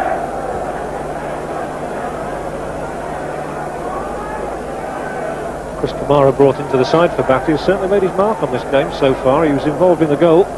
Stancliffe with the long throw. We saw against Oxford on Saturday what they can produce, and it's a corner this time. Just as Jones is dangerous for Leeds with those long throw-ins, so Stancliffe is for Sheffield, and Gannon will take another corner for them. See, it's quite breezy down there. He'll attempt to float this one in with the left foot. Stancliffe went for the knock-on, fell for Sterland. Davison keeping it in. Speed is only one man in front of him. That man was Hill. His ball forward chased by Whitehurst.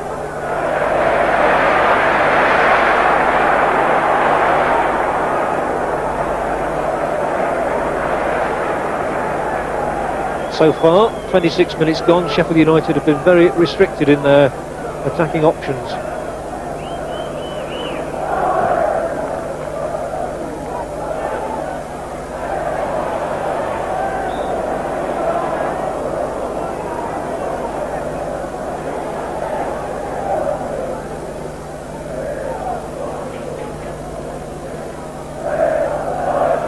Everybody's regrouped now around the penalty area. So Hill knocks it forward towards Dean, who got underneath it. Leeds have survived quite comfortably on all the set pieces so far. A long way to go though.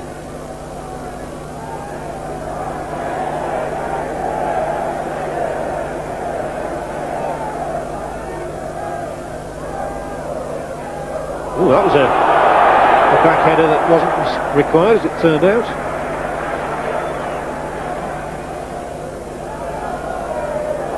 Kamara races on, he did well there, and he finds Strachan. All the better moments for Leeds involve Strachan, and here he is now, thumping in the shot! Held by Tracy, who's certainly been the more occupied of the two goalkeepers. Well, Gordon Strachan here, very intelligent, Mel. Well, yes, I was just looking for Gordon, because I do feel that Barnes tucks in and supports his central defender, and I think there's a lot of space on this right-hand side. And just before that, Sterling got forward too, and as soon as you get width, you cause problems. And the little fella's got so much ability, he can make it work for him. Close on half an hour gone here at Ellen Road. And Strachan's goal separating the sides. Chapman with the knock-on.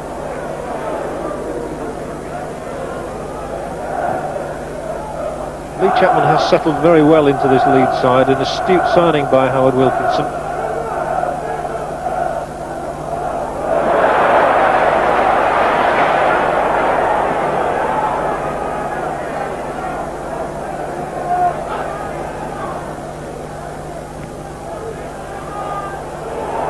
Well, amazingly, that ball stayed in play. Everybody was looking for it to go out, and it never did do so. Brian Dean clatters across here, and Sterling underneath it, slipped on the surface, which is slippery, but he managed to get his header in, put the ball out of harm's way. Dean down the line. He's more skillful than people give him credit for, is Brian Dean as well. He's a very difficult player to knock off the ball. It's amazing how often he comes out top in one-to-one situations. Ties the 21 goals he's got this season. Here's Stancliffe's throw towards the near post, put behind by Fairclough, and Sheffield United win a corner on the left. They've had a couple on the right. Everything seemed to stand still there for a moment. This is where they're at their most dangerous. And Ian Bryson, his jockey in the dressing room. And the Scottish contingent flights it in. It's a difficult one, and Booker couldn't get a clean shot on. Dean has it back to Booker though. There's a long and looping cross towards Bryson, and Jones had to put it away. And it's the most dangerous moment there has been to Leeds.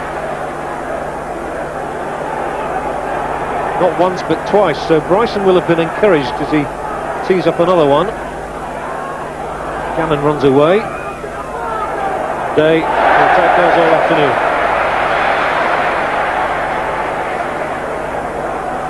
He's had a marvellous season again as Mervyn Day. His ambition it is now to play in the First Division again. So we're coming towards the close of this first half. Barnes manages to get that one away. And Strachan brought down by Gannon.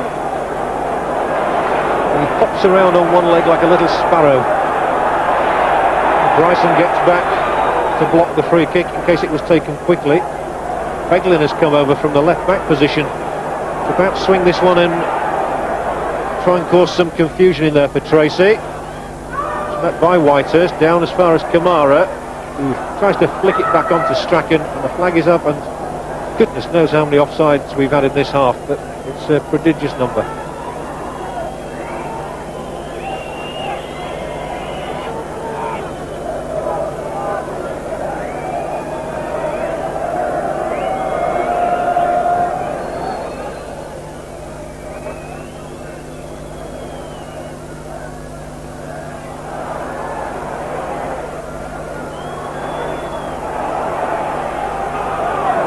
Strachan, he's got Chapman dashing down a sort of inside right channel. He delayed just a fraction too long, and now they're onside, and this is the first hint of danger to Leeds.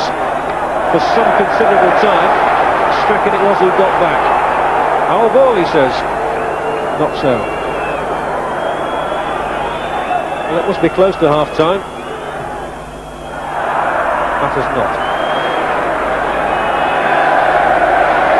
And indeed, I think there is the longer blast on the whistle. So half-time here at Ellen Road, and Leeds United and Gordon Strachan go away to their dressing rooms, knowing that they just have to maintain this sort of form in the second half to take 3 crucial points. They lead here 1-0 thanks to Strachan's goal after 18 minutes, and I think it's fair to say their value for that lead.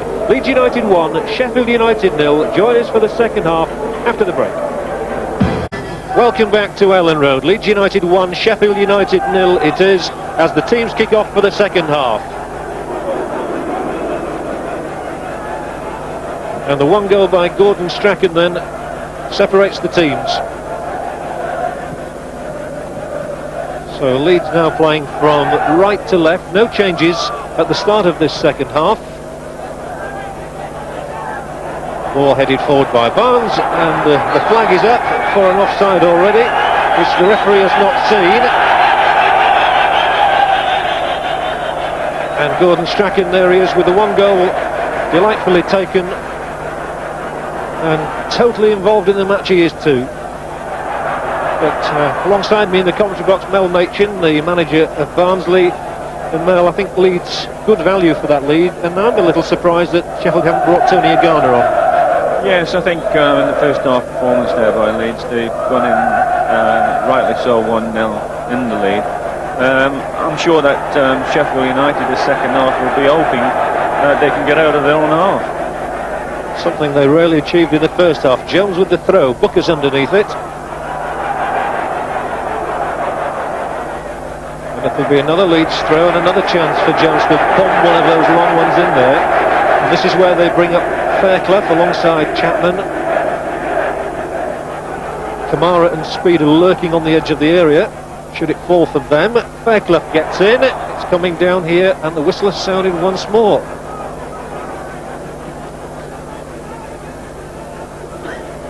Well, there's been a lot of stoppages in this game. It's had its moments.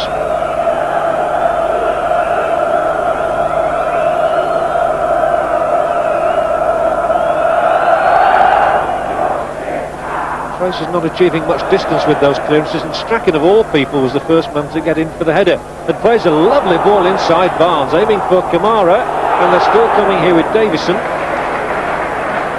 Still Sheffield finding it hard to get out of their own half. It's a longer kick.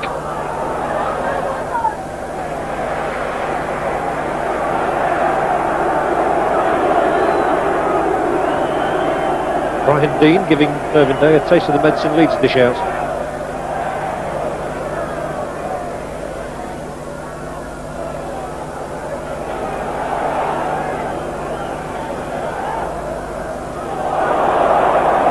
Davison, confronted by Barnes in a tight situation over by the corner flag, wins the throw, and he takes it this time. He doesn't wait for Jones to come. Strachan! Good cross, and Tracy showing his agility in leaping out to collect that one. He was panther-like there.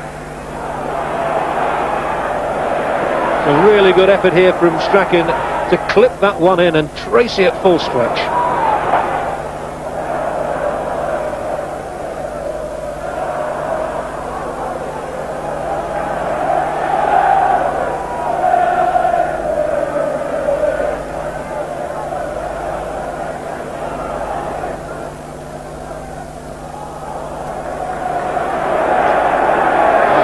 Twickenham at the moment, they're making progress down the touchline. So this one is left for Jones. Of course, a second goal for Leeds would be an absolutely crushing blow to Sheffield. 1-0, they're still very much in it, but Fairclough's in there battling for it, so is Speed. No whistle this time. Vinnie Jones, hammered it in. Well, he got power behind that, he got direction too. Did well to keep it down, but couldn't beat Tracy.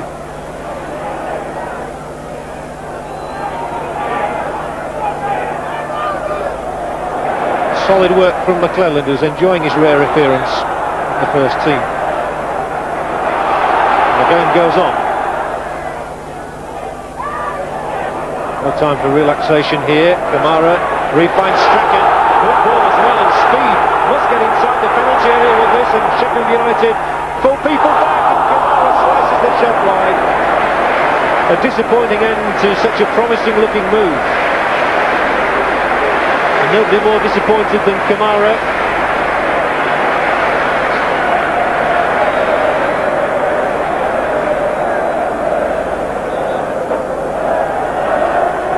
A lovely ball once more from Strachan, which gave Speed the opportunity to go on and to get inside the penalty area, and though he laid it back, Kamara couldn't get his shot on target.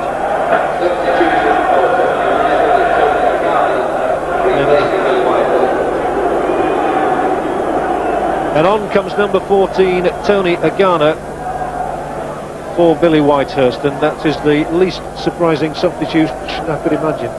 Well, yes, I think when we first started, Whitehurst, I think they were looking for a lot of power up there from him, and little bits and pieces, but it's not being the case. Simple reason is that they keep getting caught offside. And now Agana with his extra pace might pose a bit of torment for Leeds. Well, if he can start a little bit deeper and work off Dean and try and make later runs in behind the back door, I'm sure one or two chances might come for them.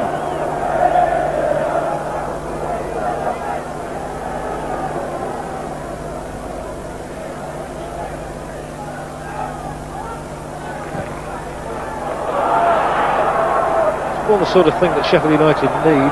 Agana coming from that little bit deeper to break the offside trap. Talking of offside traps, it really can be a blight on the game. It becomes boring to watch, doesn't it? The game has been stopped all the time. It's certainly not my cup of tea, but you get results from it. So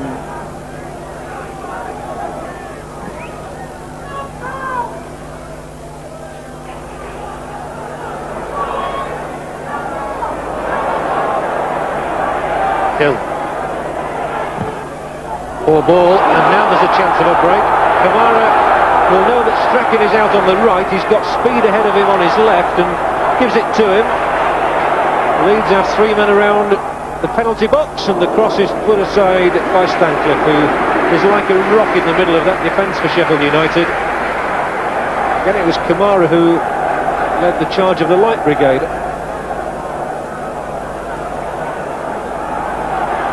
That's what Leeds do, of course.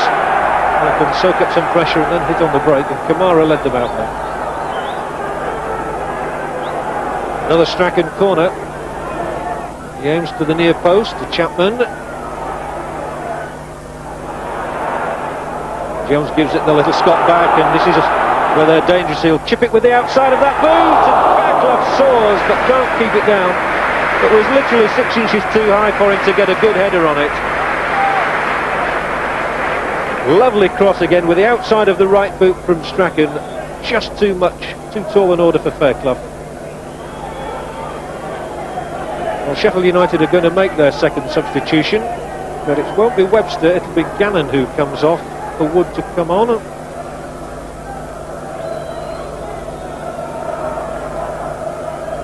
One imagines Wood will play on the wide right with Webster dropping inside. In fact, Wood's coming over onto the left. Right, Wood on the left. Offside again.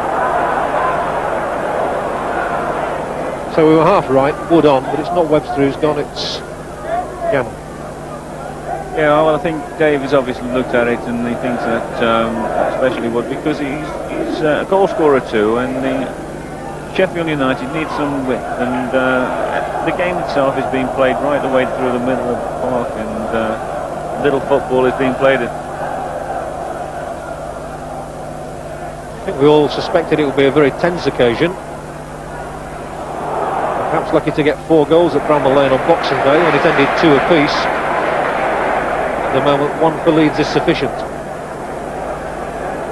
They'll look to secure a second one now with another Jones throw. This is the chief tactic.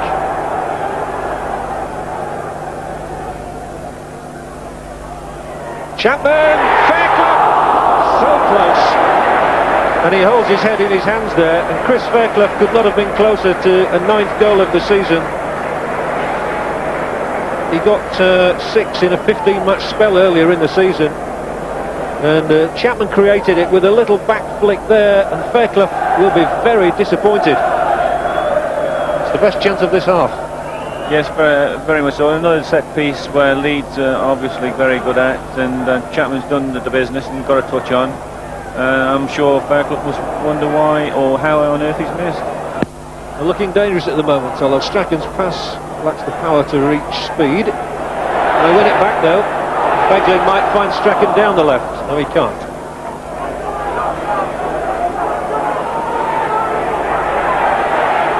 Brian Dean carried all the way. When's the throw-in?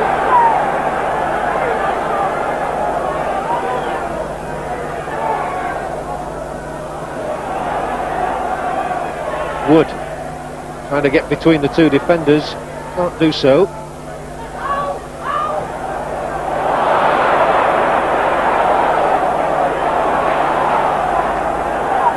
Important for Sheffield United to get back into the game now. Almost 70 minutes gone.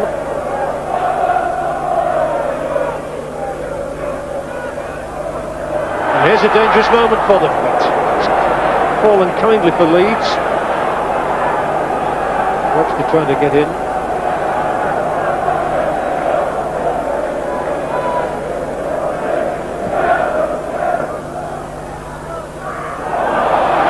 Bit of a shout went up there, but Davison manages to win it.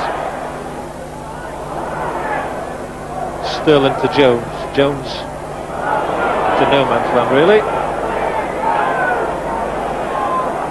Leeds don't have very happy memories of Alan Gunn refereeing their matches. He was the official when they lost to Charlton Athletic in the promotion playoff match at Birmingham a couple of years back.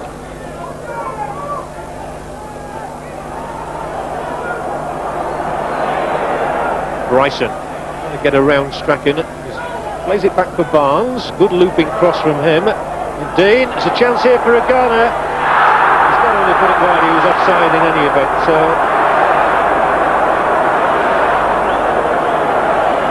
Tony Agana. Oh, was he offside? I'm not sure, but it looked as though the referee was saying so. He'll be disappointed with the finish anyway. I don't think he was, but everything seemed to stand still there. However, Agana missed the chance, and Leeds would have been caught napping if that had gone in. Nobody challenged him at all. That's the sort of thing Sheffield have got to do. They've got to get the ball up to Agana in those sort of positions. Well, it was a great chance for him because we may have thought at first he may have been offside, but he wasn't, so the opportunity has gone wasted there for him. But he's a very capable player, and I think they've got to be looking to try and get things into the box for him now. Free kick for Leeds. Bryson spoken to. Davison, who had a sprightly start to this game, might struggle to complete 90 minutes, I suppose. He's come on as a substitute once or twice recently, but he's had a long spell out of first team action. Leeds do have Carl Shutt on the bench, who scored, of course, at Bramall Lane this season in the 2-2 draw. Good Beglin. To be offside. How many times have we said that today?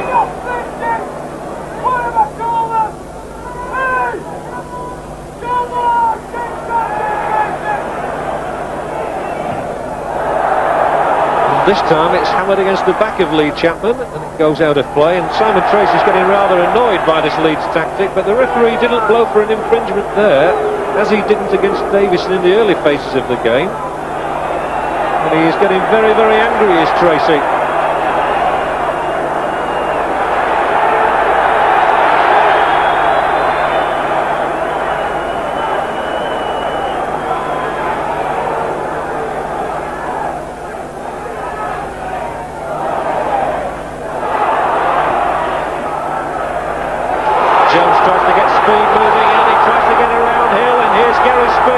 Chapman in the middle. And that could be the clincher. He won't mind staying down, and he won't mind how many Leeds players fall on top of him. Lee Chapman's 19th goal of this highly productive season, put on a plate by Gary Speed. He will not miss from there. And on 74 minutes, Leeds may well have clinched not only this match but a place in the First Division. There's a bit to go yet, I know, 4 matches after this one, but at 2-0 now, Sheffield United have a terrible task. Mel. Well, it was a well-taken goal. I thought Speed did excellent, and he held Hill off, and in fact he put a cross in there where Chapman stuck it in. I think I could have stuck it in, or even me. But you've got to get there, and all credit to Chapman for being on the end of it. And the Leeds fans now are ecstatic. Not so those who've travelled from Bramall Lane or from Sheffield. But what it does mean is we're going to have a rousing last 15 minutes, because Sheffield United have simply got to throw everything, including the kitchen sink, at Leeds. And they'll start with a Stancliffe throw in here.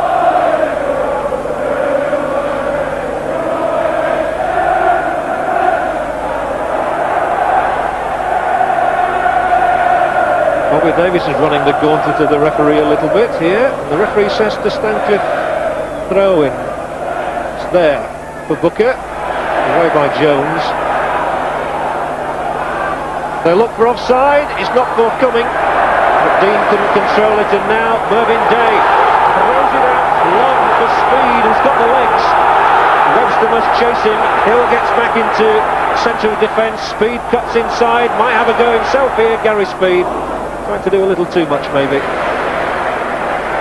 But a young man of immense promise. I'm sure Terry Yorroth will have noted him. So they salute their side, and they salute the work that Howard Wilkinson has put in here. And he's pointing the way to the First Division, maybe.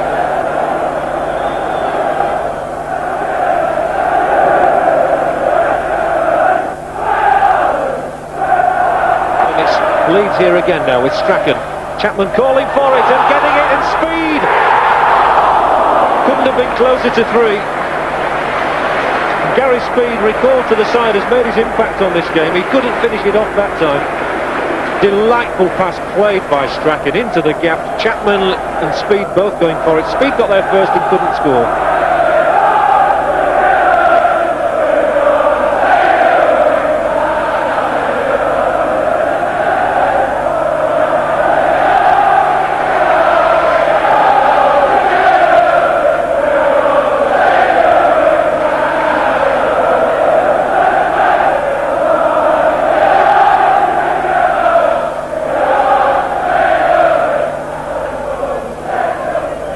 Garner on towards Dean, and that was a good header, and he tries to get around McClelland and Beglin. Still there, Dean. He does take some knocking off this ball, lays over a good cross too, and Jones hooks it to safety, and down to this man Speed, who's had more of the ball than anybody I think in the last few moments.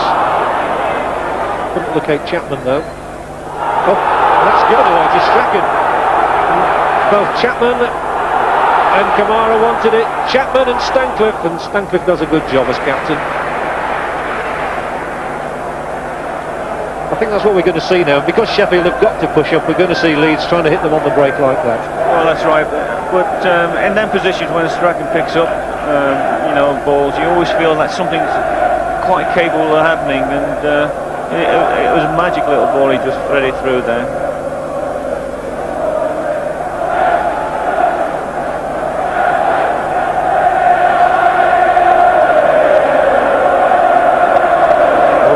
chance came to Leeds to get back into the first division that he left with Wimbledon. He looks to be well on the way.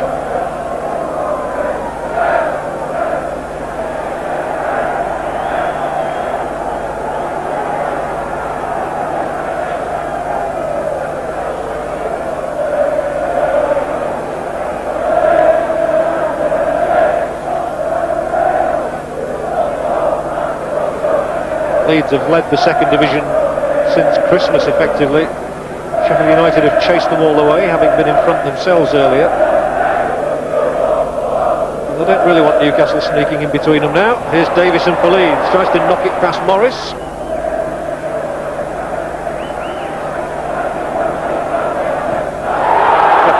And this time, there's again no whistle. Oh dear, Tracy could be caught out here.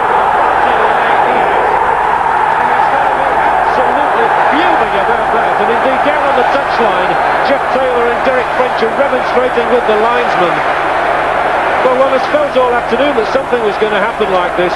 Tracy has been put under immense pressure by Chapman and Davison, virtually sitting on his footsteps, and there the goalkeeper attempts a clearance which was not on, to be honest, and it's gone straight into Davison's back. Chapman was hoping for a cross to get his second, and Tracy by now had lost his cool and brought Davison down, and that's a penalty.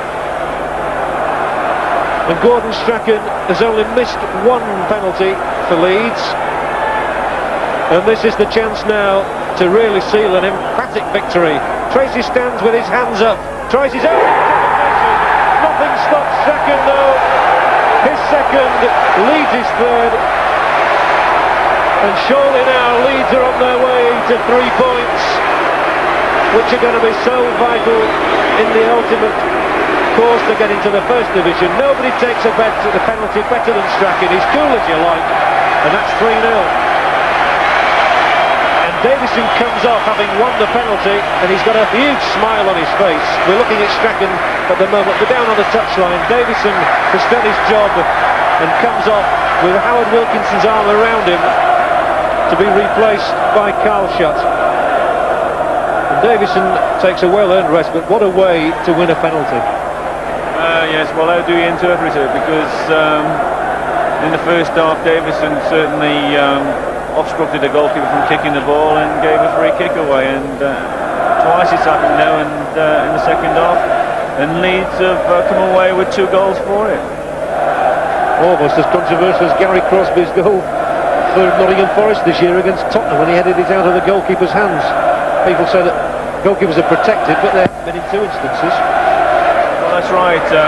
You know, goalkeepers are protected on crosses, and all the goalkeeper wants to do now is to get the ball in play as quickly as possible, but he's not allowed to. I think all he wants to do is to get back to the dressing room. They've really banked everything on going up.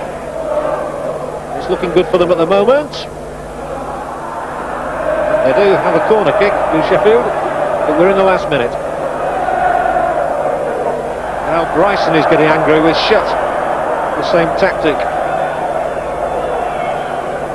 Bit of frustration creeping now into Sheffield United's play. Dean tries to get ahead on it. Out by Jones. Hill. So is there going to be a scrap of comfort for Sheffield yet? No. Kamara robs his man and lays the ball forward. Again, Speed charges onto it, and he could go all the way himself here. Gary Speed, can he make it 4? He can! Super strike by Gary Speed. The second league goal coming in consecutive home games. Sadly, we've got 1 or 2 idiots on the field, but all the joy surrounds Gary Speed as in the last minute he takes Leeds into an unassailable 4-goal lead here against Sheffield United, and the fans now celebrate a tremendous victory, and they've really buried Sheffield with this one. And Speed went fully 50 yards himself before driving it coolly via Tracy's left hand into the net. And what an emphatic victory that is.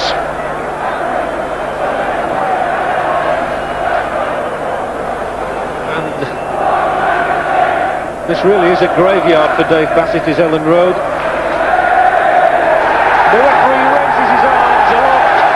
players raise theirs too. And now those fans can come on to help the players celebrate. A momentous victory here on Easter Monday. It could be the day that Leeds have secured a place back in the First Division after 8 years out of it. It could hardly have been more decisive. Once Strachan had given Leeds the lead after 18 minutes, they always looked comfortable.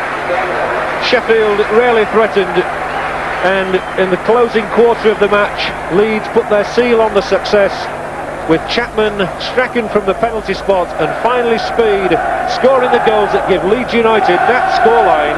It's ended Leeds United 4, Sheffield United 0, and we'll have reaction to that after the break.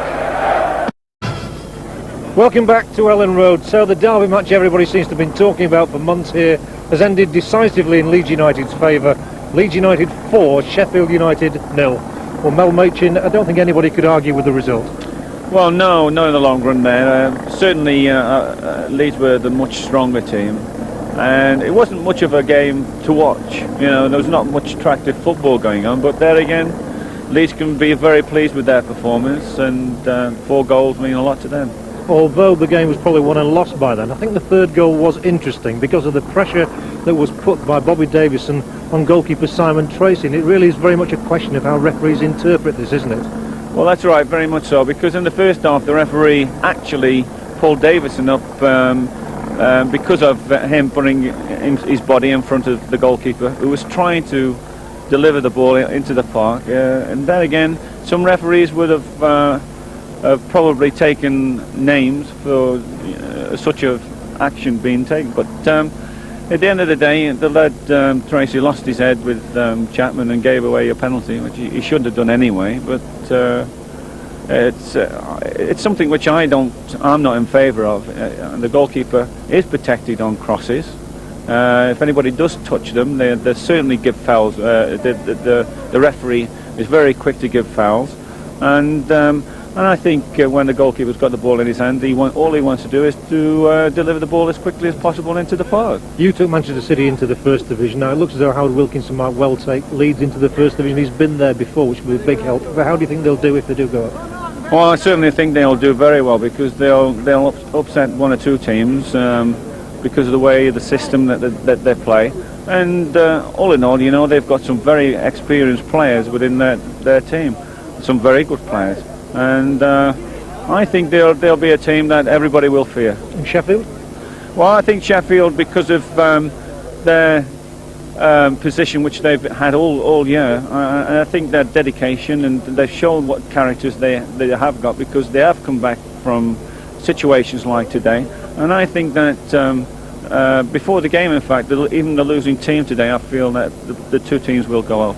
Disappointing to be beaten, but I suspect even more so to lose by 4-0, which is pretty decisive. And of course Newcastle now applying even more pressure by beating Stoke. That's right. I mean, these situations happened. I mean, it was 1-0, it was evenly balanced, and then we got these 2 incidents. I mean, what just sort of aggravates me with the inconsistencies, we did a similar thing at West Ham, and both Billy Whitehurst and Brian Dean got booked for doing the same thing. Today, Leeds have been allowed to do it by the officials, so really it just goes to show the inconsistencies that must be ironed out. These are simple rules that can quite easily be dealt with, and the sooner the Football League and everybody sorts it out, the better us managers and coaches will be, because we know where we stand. Do you think you can pick your boys up again now for the running 4 games to go? Yeah, of course we can. We've got everything to play for. We've got this far. We'll be battling till the end. How important was the result coming on the heels of 4 matches which haven't gone so well? Yeah, we didn't get the best of the lot in these last 4 matches. We got some breaks of the ball today, but we worked hard. As I said, we were brave on the ball, and we deserve a win today. Do you feel, you know, obviously you felt all season you're going to make it, sort of thing, to the First Division, but today has relieved a bit of the pressure? No doubt a bit, the pressure's off, yeah, but this is the real hard bit that comes up now. It's these sort of days that make the move from Stoke City all the more worthwhile, particularly on a day when it looks as though they're down to the 3rd Division. Yeah, obviously I feel a little bit sorry for Stoke, but I mean, I've enjoyed this move from the first day I come. I've waited patiently for my chance to come in midfield, and the gaffer made a decision to play me today. I don't think I've let him down, and you know, I'd just like to thank him and thank the rest of the lads for making it a good day for me as well. And hope it goes on from the next 4 matches. That's right, yeah. Some interesting reaction there. We've certainly had drama, goals and controversy here at Ellen Road, but at the end of the day, Leeds United have really established themselves as league leaders. They're way out on top now with 78 points, 3 clear of both Newcastle United and Sheffield United. Blackburn are in 4th spot, 9 points behind Leeds and 6 behind Newcastle and Sheffield. Swindon are 5th and Sunderland 6th. And the other interesting aspect, of course, is now goal difference. Leeds did themselves a power of good today with those 4 goals. Newcastle have plus 27 difference, though. That's 1 better than Leeds, and that's why Sheffield United are down in 3rd spot behind Newcastle.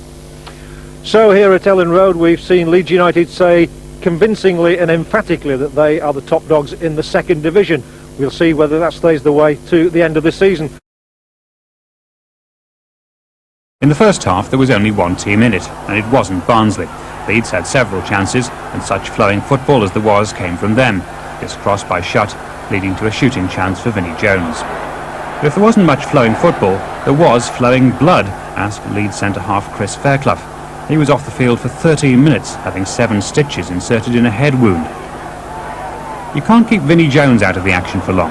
Must be my throw, referee. Barnsley's Steve Agnew thought it better not to argue. The referee did. Barnsley's throw. Vinnie's disgust. A conversation ensued. But this was all forgotten at the end of the first half. In time, the referee added on for the initial treatment to Fairclough's injury. Fairclough himself headed Leeds in front, with 7 stitches possibly in less danger from heading the ball than from Vinnie's celebrations. Everything changed midway through the second half. Barnsley brought on both substitutes, and within 10 minutes they'd both scored. First, Mervyn Day hesitates and is lost, and Brendan O'Connell scores his first goal for Barnsley. Suddenly, Leeds began to panic. There was still nearly 20 minutes left, but when they won this corner, Strachan raced to take it as though they were 2-0 down in the last minute. They soon were 1 down. A long throw from the right by Cross, headed on by Saville at the near post and in by Owen Archdeacon. Some Leeds fans watching all this had extra cause for worry. The public address system announced with some glee that if they didn't move their cars soon, they'd be moved for them by a forklift truck. On the field, Leeds threw everything into a desperate assault. Chapman came closest, but it wasn't to be. The manager, though, didn't give his players a roasting. The gaffer was magnificent, to be fair.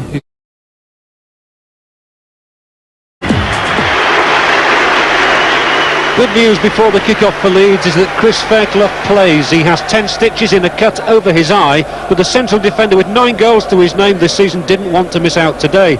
And striker Bobby Davison is a popular return in the number 10 shirt, having missed the last 2 games. Leicester City are unchanged, and having won their last 2 matches and lost only 1 of the last 8, it's not surprising that David Pleat should rely on this lineup. And the referee today is from Lancaster. He's an experienced official, Mr. David Allison. Well, despite all the permutations, it's a simple enough equation really. If Leeds United do their stuff and win their 2 remaining matches today and against Bournemouth next week, they'll go back to the 1st division after an absence of 9 years.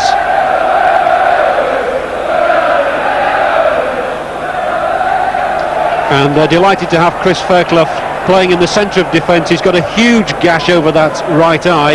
In fact, Howard Wilkinson said it needed a zip really, and he's astonished at the player's bravado. So inevitably they rely on a long throw from Jones. And an early goal would settle Leeds so much. Chapman will be there, and it was coming towards Fairclough, out by James. And Leicester haven't been in Leeds' half yet.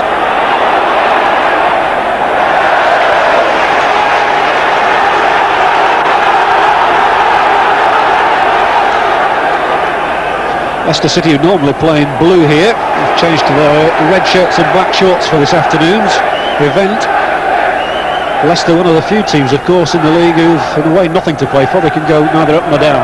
Here's a good long throw again. Comes out to Beglin, who chips it on and clips it in. And Davison in with the header, straight at Hodge. And Bobby Davison looking to add to his 11 goals this season. Getting the first sniff here. Intelligent play by Beglin. He's got an educated left foot. He put it into Davison there, who couldn't head it past Hodge.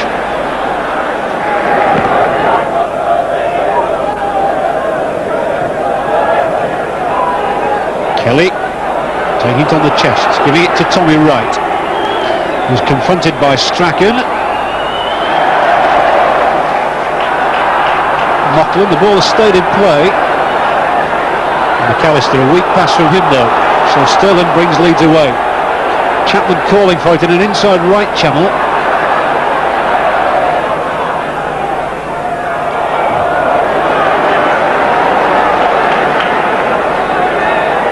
Ten minutes gone, and Leeds is always looking to Gordon Strachan for the inspirational ball, and here he is now.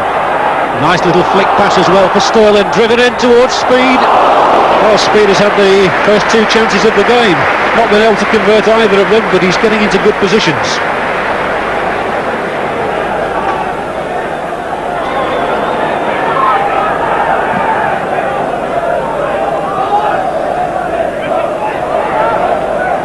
Fairclough's made a very solid start. Talk about who would and who would not play for Leeds in the first division, he certainly would.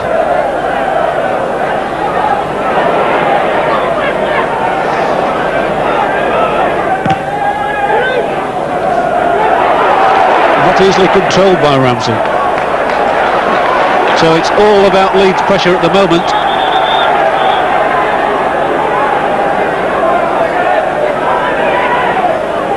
Jones aiming for Davison. It's going to come out to Haddock.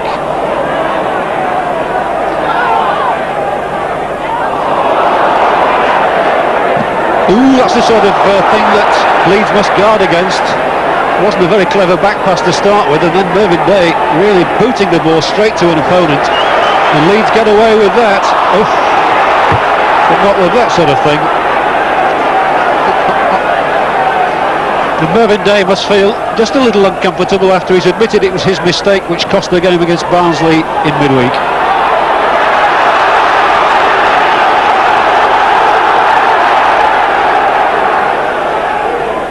And I've heard it said by one or two knowledgeable people that the crowd here in fact had an adverse effect on the way Leeds played the other night. But look at this, great chance here. Sterling comes inside the penalty area, Chapman's in the middle, Sterling doesn't beat him!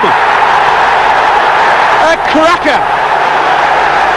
Goal number 5 this season for the former Sheffield Wednesday fullback, and it could not have come at a better time.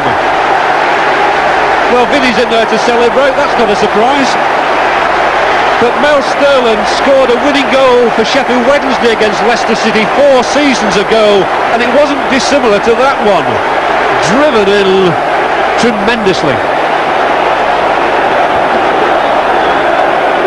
And he might well punch the air, because only a minute earlier there had been a scare at the other end. Sterling thought better of the throw back to his keeper, because North had got in the way.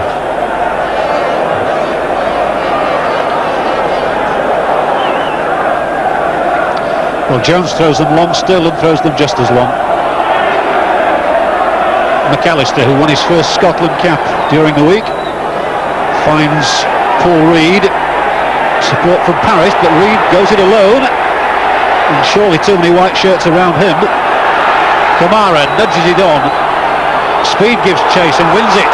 Kamara 2 men wide on the right, and he couldn't deliver the goods that time, but it will be a Leeds throw.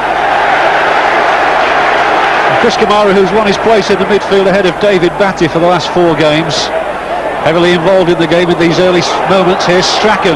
What can he do this time? Nothing. McAllister it was. And Sterling, who's relishing this, thunders into the action again and is blocked.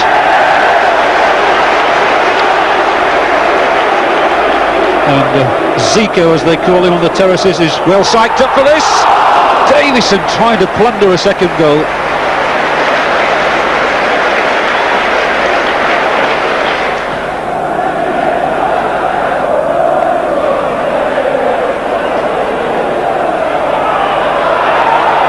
The back pass was cut off, so Sterling plays it wide to Speed. And Jones checked the flight of the ball, but he couldn't control it. And Strachan dances between 2 defenders, wins the free kick, wants to take it quickly, and is surrounded by red shirts preventing him doing so.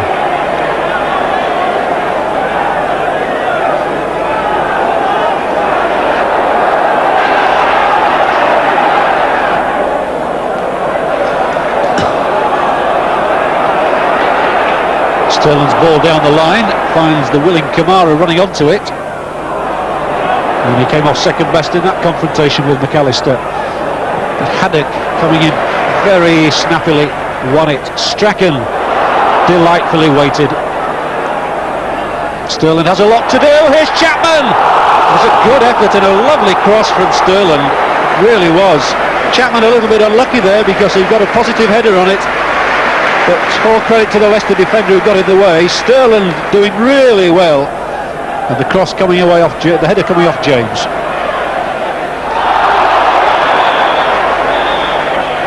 "25 minutes gone as Davison wins it twice.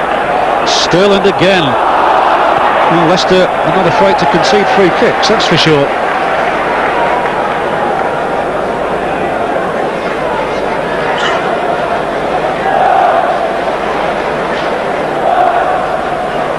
Strachan for Jones, who's onside. Great chance here, they're lining up, and he couldn't find any of them. But he might well have done better to try and cut that one back. Well, it was a great chance, that one. But Leeds have to be satisfied for the moment with a corner, which Chapman comes to meet at the near post.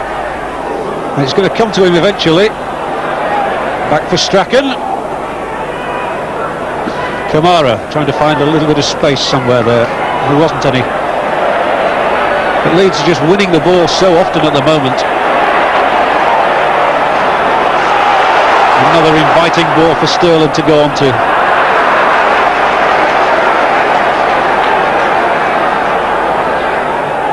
Strachan, good position. Strachan's here. Oh, it's on for Davison. And Strachan complaining that I think he was impeded.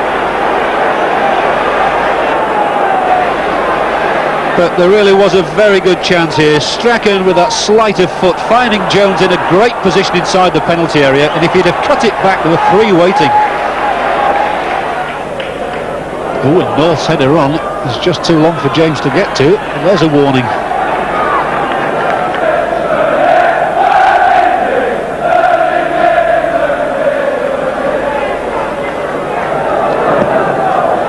Nice there to hear the crowd singing Mervyn Day's name. Oh, and here Davison has beaten the offside trap, and it's Davison against Hodge. Can Bobby Davison finish it? The answer no, and all credit to Martin Hodge. A very good save indeed. Davison really thought he was onto something there, as Jones is onto this one here and gets hurt in the process. Haddock to speed, and that was a critical moment. Leeds could almost have finished Leicester off there at 2-0. And Bobby Davison must be bitterly disappointed not to have made it 2-0 as well. He got into a marvellous position, but all credit to Martin Hodge showing all his experience. And Leicester might consider themselves lucky to be only one down.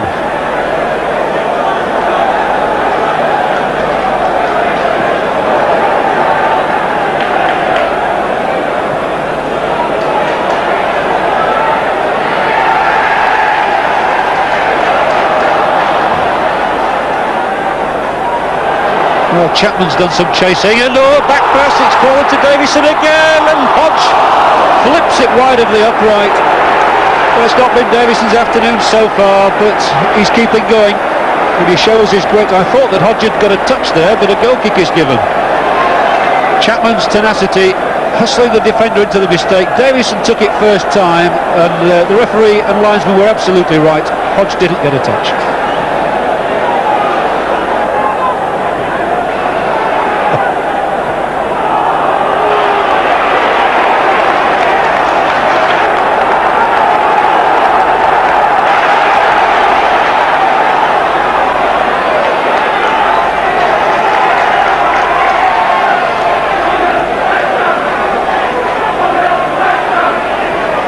Seven minutes left in the half. Jones hoists another one.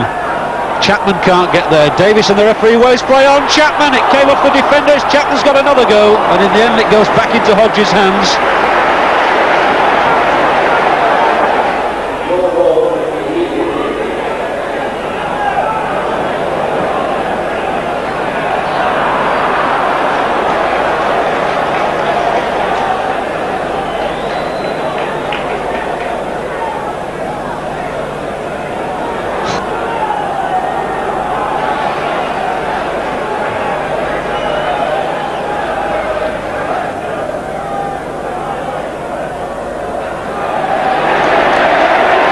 Well, Howard Wilkinson says in his programme notes today that success and failure in football is determined by the effectiveness of a side in the 2 penalty boxes, and that Leeds have been their own worst enemies. Well, they've missed some chances again today, which is why they hold this slender 1-goal lead at the moment. But Jones tries to propel another one. Chapman can't get to that. It'll come down to Strachan. Chapman, Fairclough with a simple header, and it was simple enough for Hodge too. But another chance goes. And they've certainly not been able to polish Leicester off. The best chance, the one spurned by Davison, and had it, might be in some bother here. Kelly behind him, who's read it well.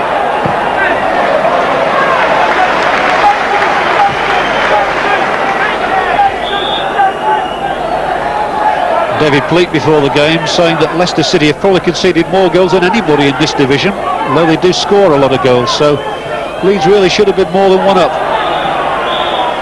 But that's half-time. The referee points to the dressing rooms, and Leeds will be well satisfied with their performance, at least in this first 45 minutes. They've got the just 1 goal scored for them in the early phases of the game by Mel Sterling. An absolute cracker it was too. So it's Leeds United 1, Leicester City 0 here at Ellen Road at half-time. We'll take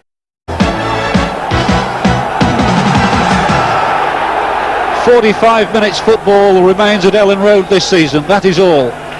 And Leeds United have made the best possible start in carrying the game to Leicester, and they're leading 1-0.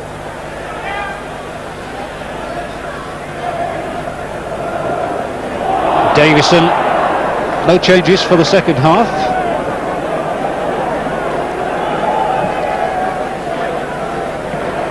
And I would imagine Howard Wilkinson merely has said in the dressing room, just keep playing the same way, apart from giving away free kicks like that. But really that's what Leeds have got to do. They've not got to be drawn into thinking that they mustn't just concede a goal and concentrate everything on defence. They've just got to play their normal game. It's been good enough so far. Bocklin, free kick for Leicester. And the one in the air, and it's probably as well that Haddock didn't get a touch on that.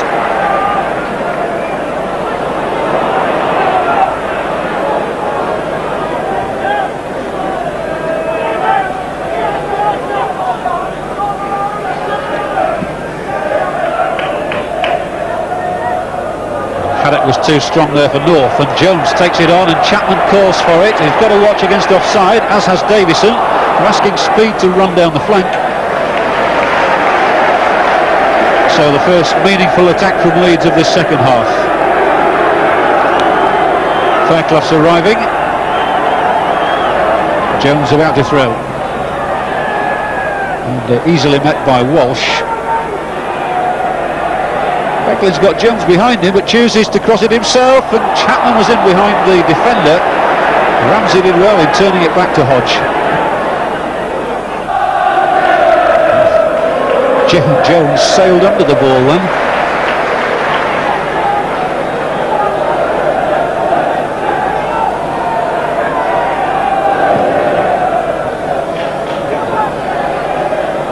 And it's gone beyond Walsh, and Davison tries to hold it up and then feed Kamara, who try to get on the outside of McAllister, does so well and cuts it back as well, and Strachan, working like a beaver, gets in there. Kamara with another cross. Here's Chapman right across the face of goal, and nobody to supply a touch to it.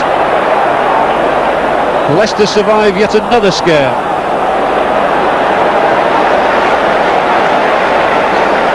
This was all about tenacity. First of all from Kamara, then from Strachan, and the big man's cross met at the far post by Chapman, who did the right thing.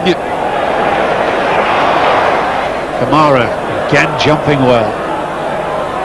Chapman showing great skill. Oh, and the ball through. Davison to make it 2. Hodge. Davison still can't force it in, and for the second time Davison is denied by Hodge. The former Sheffield Wednesday keeper really earned his corn here. Chapman, a lovely ball through. Davison perhaps snatched at it a little bit, but Hodge kept it out. And Leicester are in fact going to make a change, and they're going to bring on David Oldfield, their Australian-born striker from Perth, who started the season with Manchester City and comes on to replace Mark North.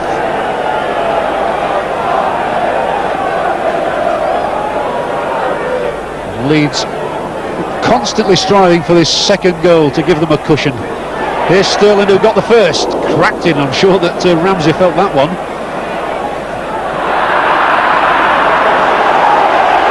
And it's now Leicester who are their own worst enemies by putting the ball out unnecessarily so.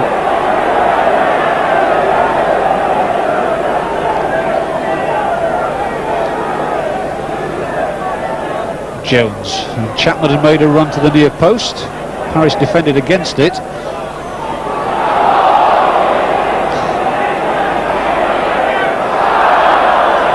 And now they've run the ball out again.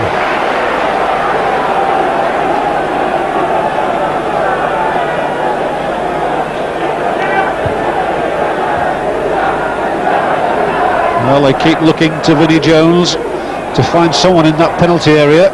Only finds us the head of Walsh this time. Speed, good cross as well. Fairclough was up for it. Didn't come to him though. Comes instead to Beglin. A few little touches here. The one touch that Leeds wants is the one that takes it into the net. Strachan, good ball delivered for Kamara. Corner kick. Leicester under siege. 56 minutes gone as Strachan takes yet another Leeds corner. Bit flatter, Sterling got it all tied up in his legs, but it's still here for Chapman, back for Sterling, and bodies and arms and legs and everything getting in the way at the moment. It was Reed that time. Sterling's got the one goal, he wants another. And in fact, the whistle had sounded, it's not going to be a corner after all that. Amid the hubbub of the din here, nobody had heard the whistle.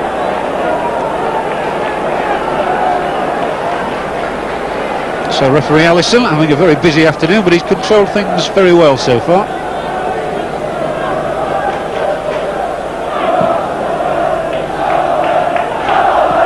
Taken on by Oldfield. Cut out first time by Beglin. And now Leeds. They've a lot of men up. Strachan leads the race towards the edge of the area. Chapman's inside him. He looked to roll the pass and couldn't. Now waits Kamara. Nearly tripped him, slides it back. How did Hodge save that one? Martin Hodge is having an inspired afternoon.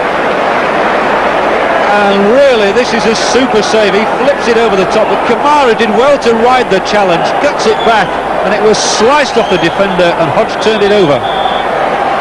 And Leeds are taking Davison off, as I suspected, to bring on Imre Varadi for this final half an hour. Davison has not been properly fit for a week or two now, so it's been a sturdy effort by him to come out at all, and he wishes Imre Varadi all the best of luck. Hal Wilkinson says well done to Davison. And Leeds hope that Varadi can maybe supply the second goal. Strachan. Leicester continue to defend well.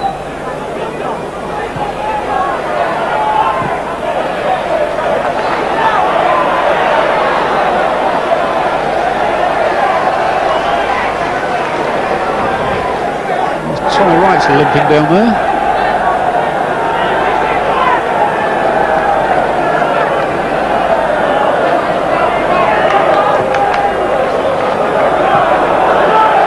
Walsh with the back pass. So Varadi, another of Hodge's old colleagues at Wednesday.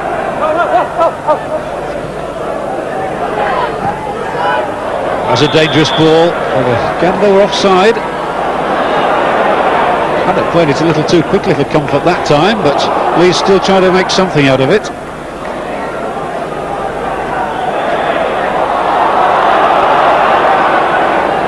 Speed adjudged to a fouled Paris.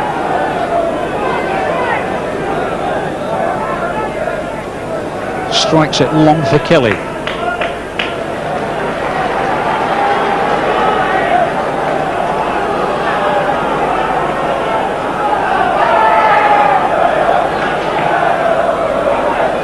While Leicester themselves could well have been in the race for the playoff positions, but they had an awful start to the season. Here's their throw for McAllister, and Jones boots it in the air.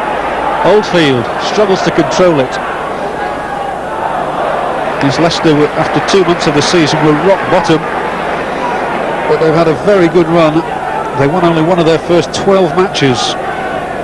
They've lost only one of their last 8.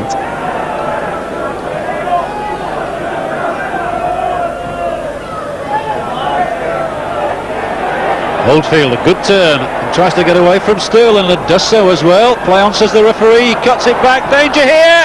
It's a goal for McAllister and for Leicester City. And more disaster for Leeds United, who again are unable to hold a lead. The goal was gloriously contrived by Oldfield. The substitute holding off Sterling nips it back here, and McAllister, who couldn't score for Scotland on Wednesday, scores against Leeds today.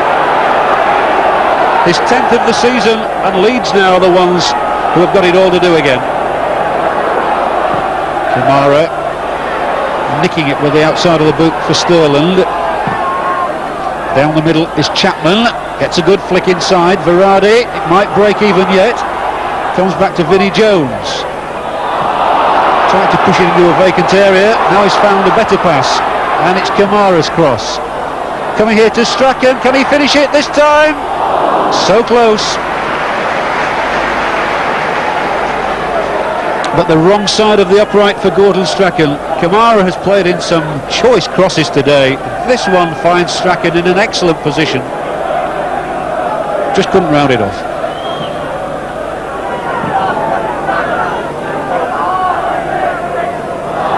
And again, what has happened to Leeds here today is that Mervyn Day has hardly had a save to make all afternoon, and then one shot that Leicester had has got past him, but Strachan sprints onto the ball from Chapman, looks for an early return one, I think.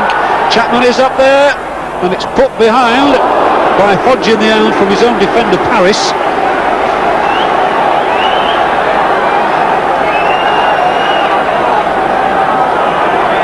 Referee just having a quick word with Kamara about something.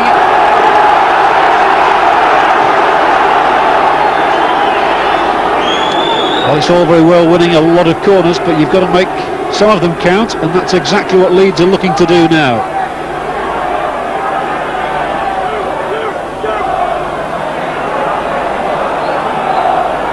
Strachan certainly taking his time over it, so he's not panicking yet.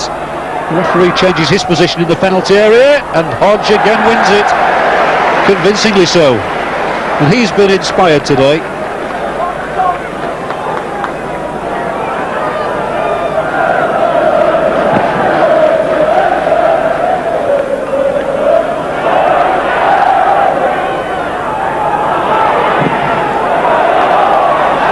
Speed did well there. Chapman's calling for it in a good position up front. Strachan now trying to beat off that one man. Strachan again. Brilliant play by Strachan. Terrific play by the Scot. Cuts it back. Oh, Verratti off the inside of the upright. How did they survive that one? Verratti so unlucky after this fellow Strachan out on the right had played it superbly. And the danger goes to the other end, where Oldfield, surely he used his hand there, but Strachan there, balletic almost, and he cut it back, and Verratti will not come closer than that. And Howard Wilkinson must wonder if the whole season is going to slip away. Oh, and Sterling there, just managing to control it and check Oldfield. And from that shot it looks as though David Batty might be taking his place out here before long. But for the time being, the 11 men out there have to try and win the initiative back for Leeds. That back pass could have helped them. Leicester lucky once more to escape with that. But they look increasingly dangerous when they do break. Leeds, I suppose, concentrating on getting men forward. Fairclough to Verratti, who's offside.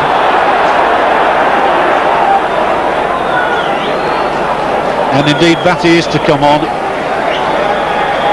for Jones. Jones doesn't look surprised, neither does he look happy. And Leicester at the same time are going to bring on Gary Mills. So Batty's on, Mills is on.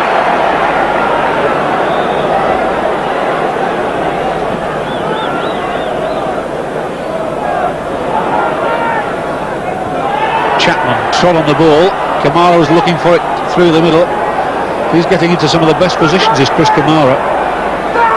Speed, who's had one of the quieter afternoons, he's not really had the service today. Fairclough. Oh, Strachan, delightful again. And Oldfield stuck to him. Batty can't win it. Oldfield gives it to his right. There's a man spare on the left and one on the right as well. Reed finds Kelly. Danger again here for Leeds. McAllister's calling for it. He's scored one. Oh, and he's nearly scored two, but for Mervyn Day. Mocklin, real danger here for Leeds. They're scuttling around, and Beglin has to put it behind. McAllister strikes a ball so sweetly. He scored in the 4-3 victory over Leeds this season. He scored 2 goals against them the year before.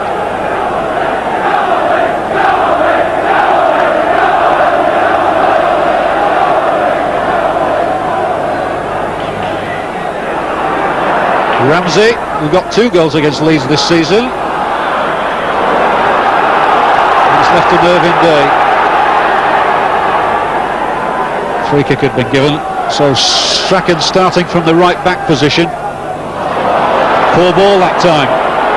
Mills. Strachan got it back and skips over Mills's challenge. Then knocked it too far and he's caught.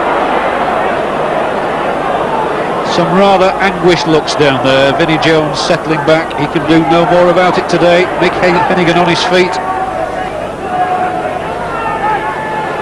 And all that hard work of the season, is it going to come to nothing? You can see the stress on the faces. 7 minutes to go.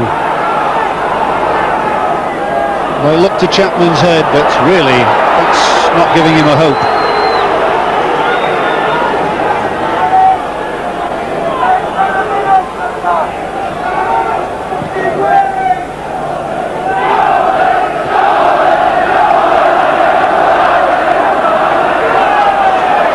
Kamara.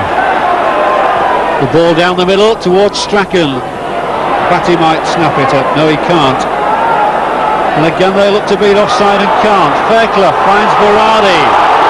A late surge from Leeds here. Imre Berardi with the shot, and it comes off the... Ooh, it came off the foot of poor Ramsey and could have deceived Martin Hodge. But Leeds again are paying the penalty for frittering so many chances in the first half. They had some excellent opportunities and didn't make them count. Another corner. Out again by James. Well, they know they've been a battle to Leicester, but the anguished looks are from Leeds.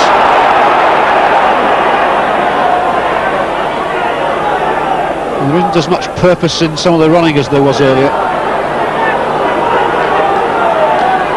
6 minutes left. Sterling. Again it'll be towards Chapman, headed out, and now McAllister back from Strachan. Here's Strachan again!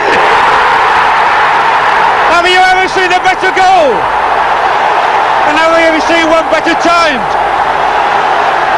And Gordon Strachan, with his 18th goal of this memorable season at Ellen Road, may well have struck the richest goal of his career. The fans are going wild here at Ellen Road. With 5 minutes to go, it means so much to Gordon Strachan. It means so much to Leeds United as a club, and so much to their supporters. And Strachan, it fizzed into the net. I think even he felt it. 2-1 to Leeds United. 5 minutes to go. But the drama isn't over yet. If they do win it, then they'll have to listen for the results from Bramall Lane and St James's Park. And even then they might not know. We might have to go through it all again next Saturday. Berardi now. And he'll surely play it tight into the corner. And Leeds must not forget that against Bradford here and at Brighton last week, they conceded goals 3 minutes from time. Well, we're in the 86th minute now.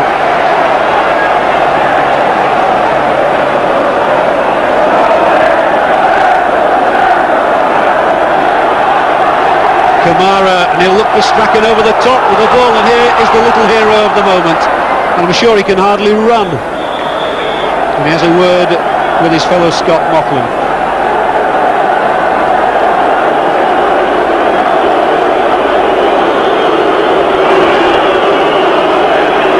So Strachan, who has cost a bob or two here at Ellen Road, has certainly repaid Leeds United on this afternoon.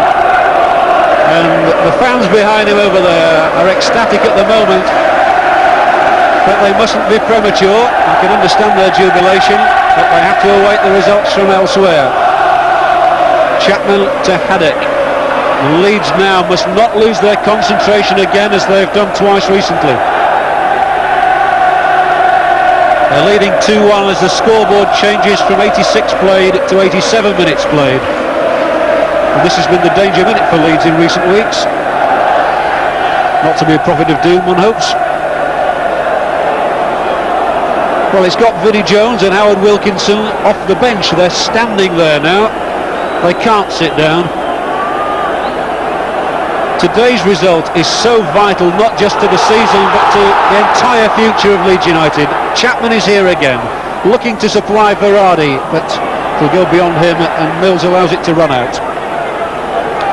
And Howard Wilkinson, the words are simple: come on for 3 minutes more. And that's the torment of a manager who has gone through 45 league games already and knows that he's within a few minutes, maybe of the First Division, maybe another 90 minutes, who knows. Verratti's cross is beyond Hodge, it's beyond speed too. And we've surpassed the 87th minute, and they've gone into 88.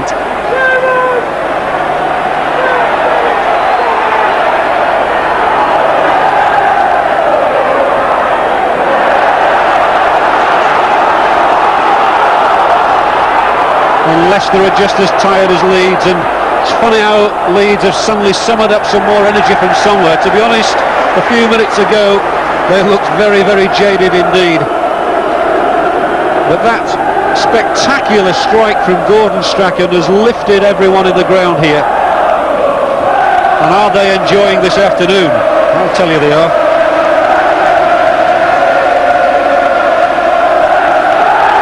And Leeds come looking for a third, and I suppose something they've always got to think about still is goal difference. If Leeds and Newcastle should end the season on the same number of points, Newcastle for the moment have a better goal difference.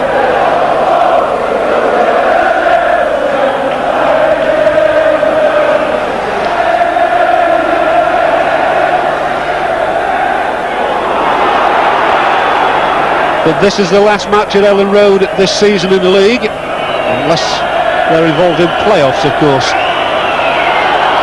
Oldfield, and surely he'll play it back to Mervyn Day now, and we've got 89 minutes on the clock. And Leeds must say, let there be no late lapse. And I know that if they win today, no matter what else happens elsewhere, if they win at Bournemouth next Saturday, they will be promoted. So a lot still depends on the Newcastle United result from St James's Park. The chant is Leeds, Leeds, we're marching on together. Howard Wilkinson in the programme said today there's one huge last hurdle for fans as well as players. And there was an appeal before the game for nobody to come on the pitch here, and let's hope that that happens and that nobody is stupid enough to come on the pitch at the end. There's a spark here between Mocklin and Verratti, and this is a shame when everybody should be able to concentrate on the final jubilant scenes. Mocklin is to get a rebuke from referee Allison, and still the strain shows on the face of the manager here, who has really transformed Leeds United. They were at the bottom of the second division when he took them over last season. They're now at the top of the second division. And Vinnie Jones, a man who has played a big part in Leeds United's resurgence but has to sit out the last few moments, is just as anxious to be back in the first division as his manager. Mocklin was booked a moment ago.